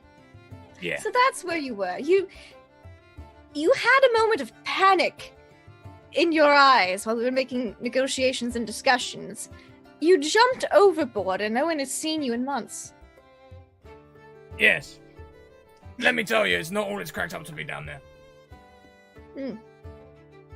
Well, I've finished the sky ships in that amount of time, and you notice, Johnny, these big wooden boats with sails in the sky.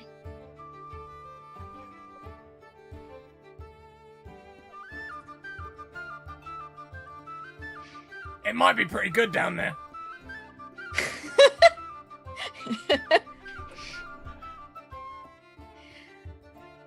You just said it was horrible. No, your luck doesn't work right. Oh. Your luck doesn't work right there. Now that is intriguing. Were you aware that some of it was siphoned away from you while you were in cultist captivity? Eh? Yes, some of your luck was siphoned away. One of your fellow escapees had claimed it and was intending to use it for nefarious purposes, I believe, and shows up a little vial. I, however, managed to recover that.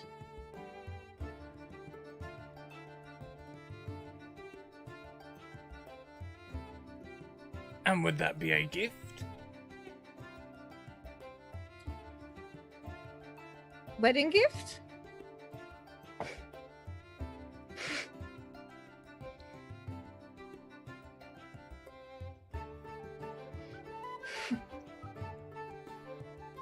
Yes.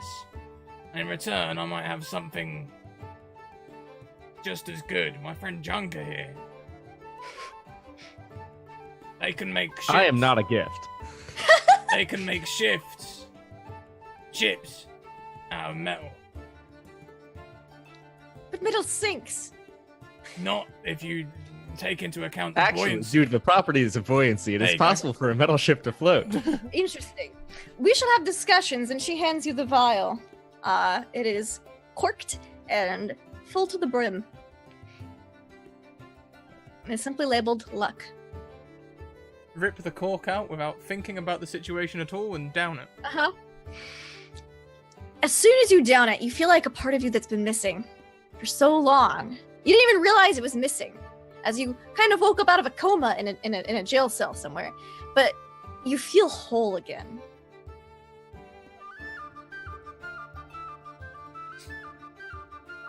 I'm not sure it worked. And Johnny's glowing slightly, and then it fades. I'm sure we'll find out soon. Ow. Are you ready? Indeed. All right.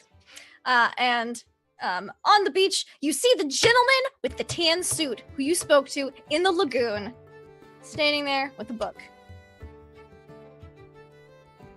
as the officiant. And all the gremlins are there in little mini tuxedos. And they're like, Johnny's back! Wow, we knew the day would come! And then and they're just soaking in barrels of rum. Like, they don't have chairs, it's just buckets of rum. And it's a beautiful wedding. Everyone gifts Johnny's bottles of rum. And let's see how well everybody, the conquering of stuff goes. So I'm gonna roll just some d20s, because I have a bunch of them. Oh, so get off to a rocky start. Wait, I have rerolls. Huh, just kidding. That's much better. And then, how many d6s do I have left? 1, 2, 3, 4, 5, 6. We're gonna roll 66s to see how how well space goes. So with the 36, you guys conquered the 4 winds together, which airships are really cool because they have all the same things that spaceships do, and they can do the same directions, but they have sails and they're made out of wood and stuff, and you can feel the breeze. But meanwhile, while they're conquering the skies, Junkar builds a few spaceships as well, and the completely legitimate business expands into space with a new set of business partners added to the franchise, which completely shakes up the halfling mafia and the gentlemen a bit, but in a good way. They got comfortable, and they started fighting themselves. Now, they're back to fighting the law and pirates, and thus wraps up completely legitimate business.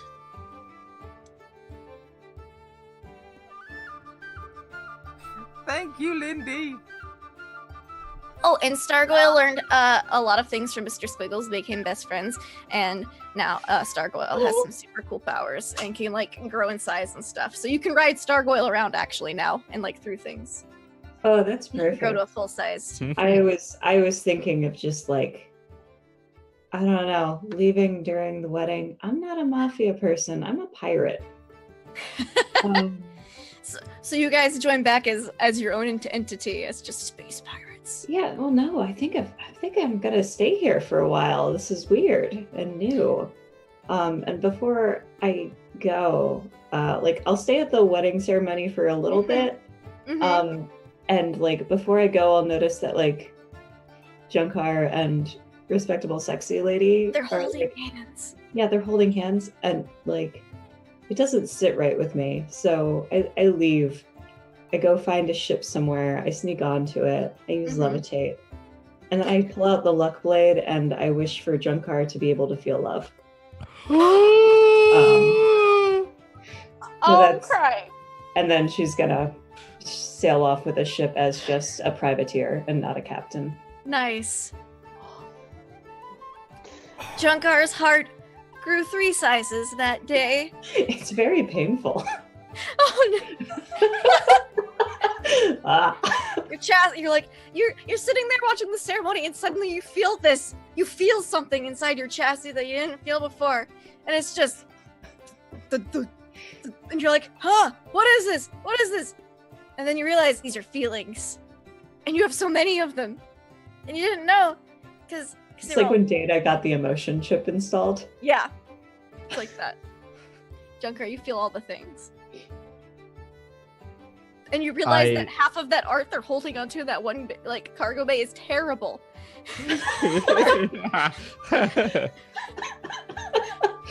Oh no, I need to do something about that. Build what? And I look back at Raskova, and like looking into her eyes, I suddenly feel all the things that I had been like wanting to feel before, and I just like reach my arms around her in like a strong embrace that most other people wouldn't be able to handle, but she's like jacked as shit.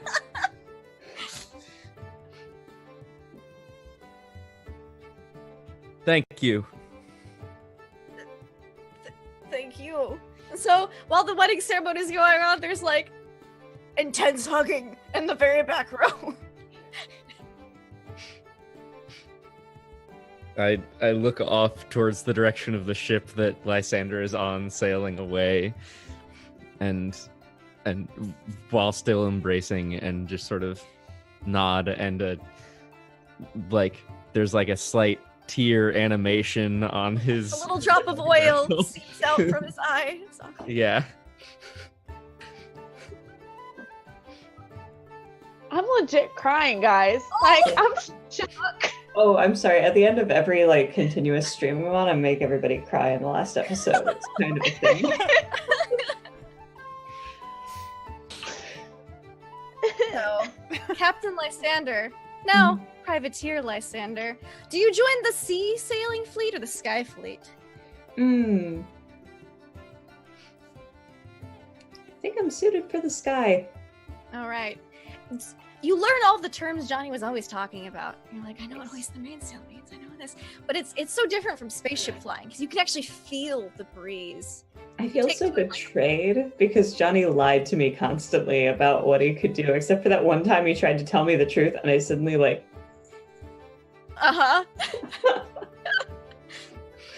aliens. Yeah, it just all hits you at once. You're like, oh my god, Johnny. And yeah, and Ish, they do have pizza. It's just locally made. They don't have it in boxes. And it's not quite what you're used to, but it's unique and delicious nonetheless. You don't have a lifetime supply of it here, but as soon as you get back to space, well, you're set. You're a card holder now. And yeah, completely legitimate business, everyone.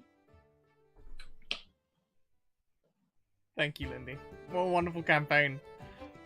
Well, everyone, let's go around. Let's talk about how we feel and all our favorite parts and all that stuff, and then we'll roll the credits, and that'll be the end of season 2. So let's go. Let's start with Sassy with Sander. Hey, first campaign on the channel. How was that? First campaign ever. I've never done a campaign until this. It was amazing. I am like trying not to cry right now because I am, you guys are great. So I'm like legit shook right now. Y'all broke me with like Junkar thing and like, whoo, no, but like it has been amazing and such a blessing. And I love all of y'all and I love the community. And so, yeah, I'm so happy right now. So thank you. I'm broken. I'm both glad and I think I'm glad you're broken. It wouldn't be a good first season if you weren't broken at the end. Yeah. It's a good broken. Yeah. So. Well, next round, why don't we go to Marcy? Oh, hi, Marcy.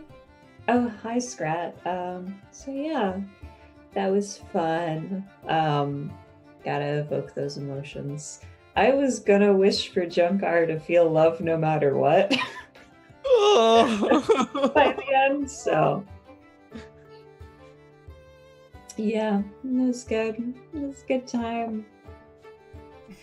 Oh, I'm up way past my bedtime though. I wish I could form better thoughts right now, but I just like I should probably get to sleep soon. Yeah, that's totally fair.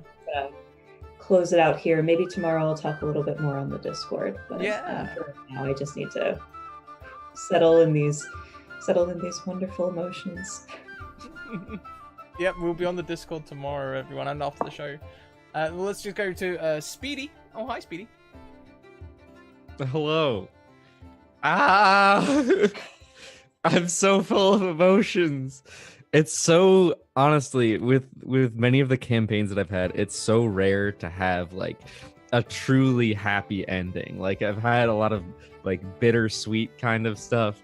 This was like, I don't know. This is like it's an ending and it is happy and I am emotional and it's I don't know. It's a very beautiful. It's been a very beautiful campaign with all of you beautiful people and I'm very sad to see it ending. But like I'm happy with how it has ended. Marcy, you're how dare you? How dare you bring about emotions like that? No, this has been such a fun campaign, just all the way through. Literally, I've looked forward to this campaign every single week because it's just so much laughter and joy all the time, and I don't know. I'm just all smiles. I'm all happy right now. I'm a little sad to see it end. I'm real happy, and I love you all. Same. I think Marcy got you too. Lindy. Hi. It's me. I'm Lindy. Bluff Love Lindy. This was super fun. I thought this was great. I'm sorry I ran over a little bit, but it needed that the culmination. And there were so many things to tie up, so many loose ends, and I was like, and then I wanted to tie in the end of the one shots too, because we left those hanging from the Pirates of Paradise, and I managed to just Put it on there at the end. Yeah, super fun. This has been a great campaign. I've loved everybody's characters so much. It's been such an interesting crew, and you always get into the best shenanigans. And out of shenanigans too. You guys are real good at getting in and getting out before it culminates. You just a little roller coaster ride in space, especially with Johnny driving. But yeah, super fun. I absolutely adored it. I loved everybody's stuff. I'm addicted to tabletop role-playing games. You can find me about a dozen or so times a week on stream. Starting a new campaign on my channel on Monday, so you should come check it out. It's Mondays in Exandria, and Deception Check will be DMing. They are fantastic, and I will be I'll have a beard. I bought a beard for it, so you should come see that. It's gonna be great. That's almost a must-do now. That sounds absolutely fantastic. And that's it from me as well. That's it. That's the end of Season 2. Thank you everyone for coming and joining us. We don't have any more streams this week until Saturday, when we're doing a 24-hour charity stream to raise money for NPC Bree, who is one of our Eden players who is going through a medical crisis and was looking at selling their streaming equipment. And we were like, no sell. So we're helping them raise money for that. We start at noon. Our first game is DM'd by NPC Bree and features Satine Phoenix. So do come along and check that out. We'll be running for actually 28 hours because at the end of the 24-hour stream we've got a sneak premiere of the Eden campaign, as Eden Season 2 will be run next season as well. You'll see all of that on Twitter. I'm sure you already have. We start our next season next week. We're doing Monday to Thursday, free games a day, 2 p.m, 7 p.m, 10:30 p.m. You'll see all that on Twitter as well. I look forward to seeing you all next week. Until then, keep on evoking emotions, and we'll see you later on. Bye!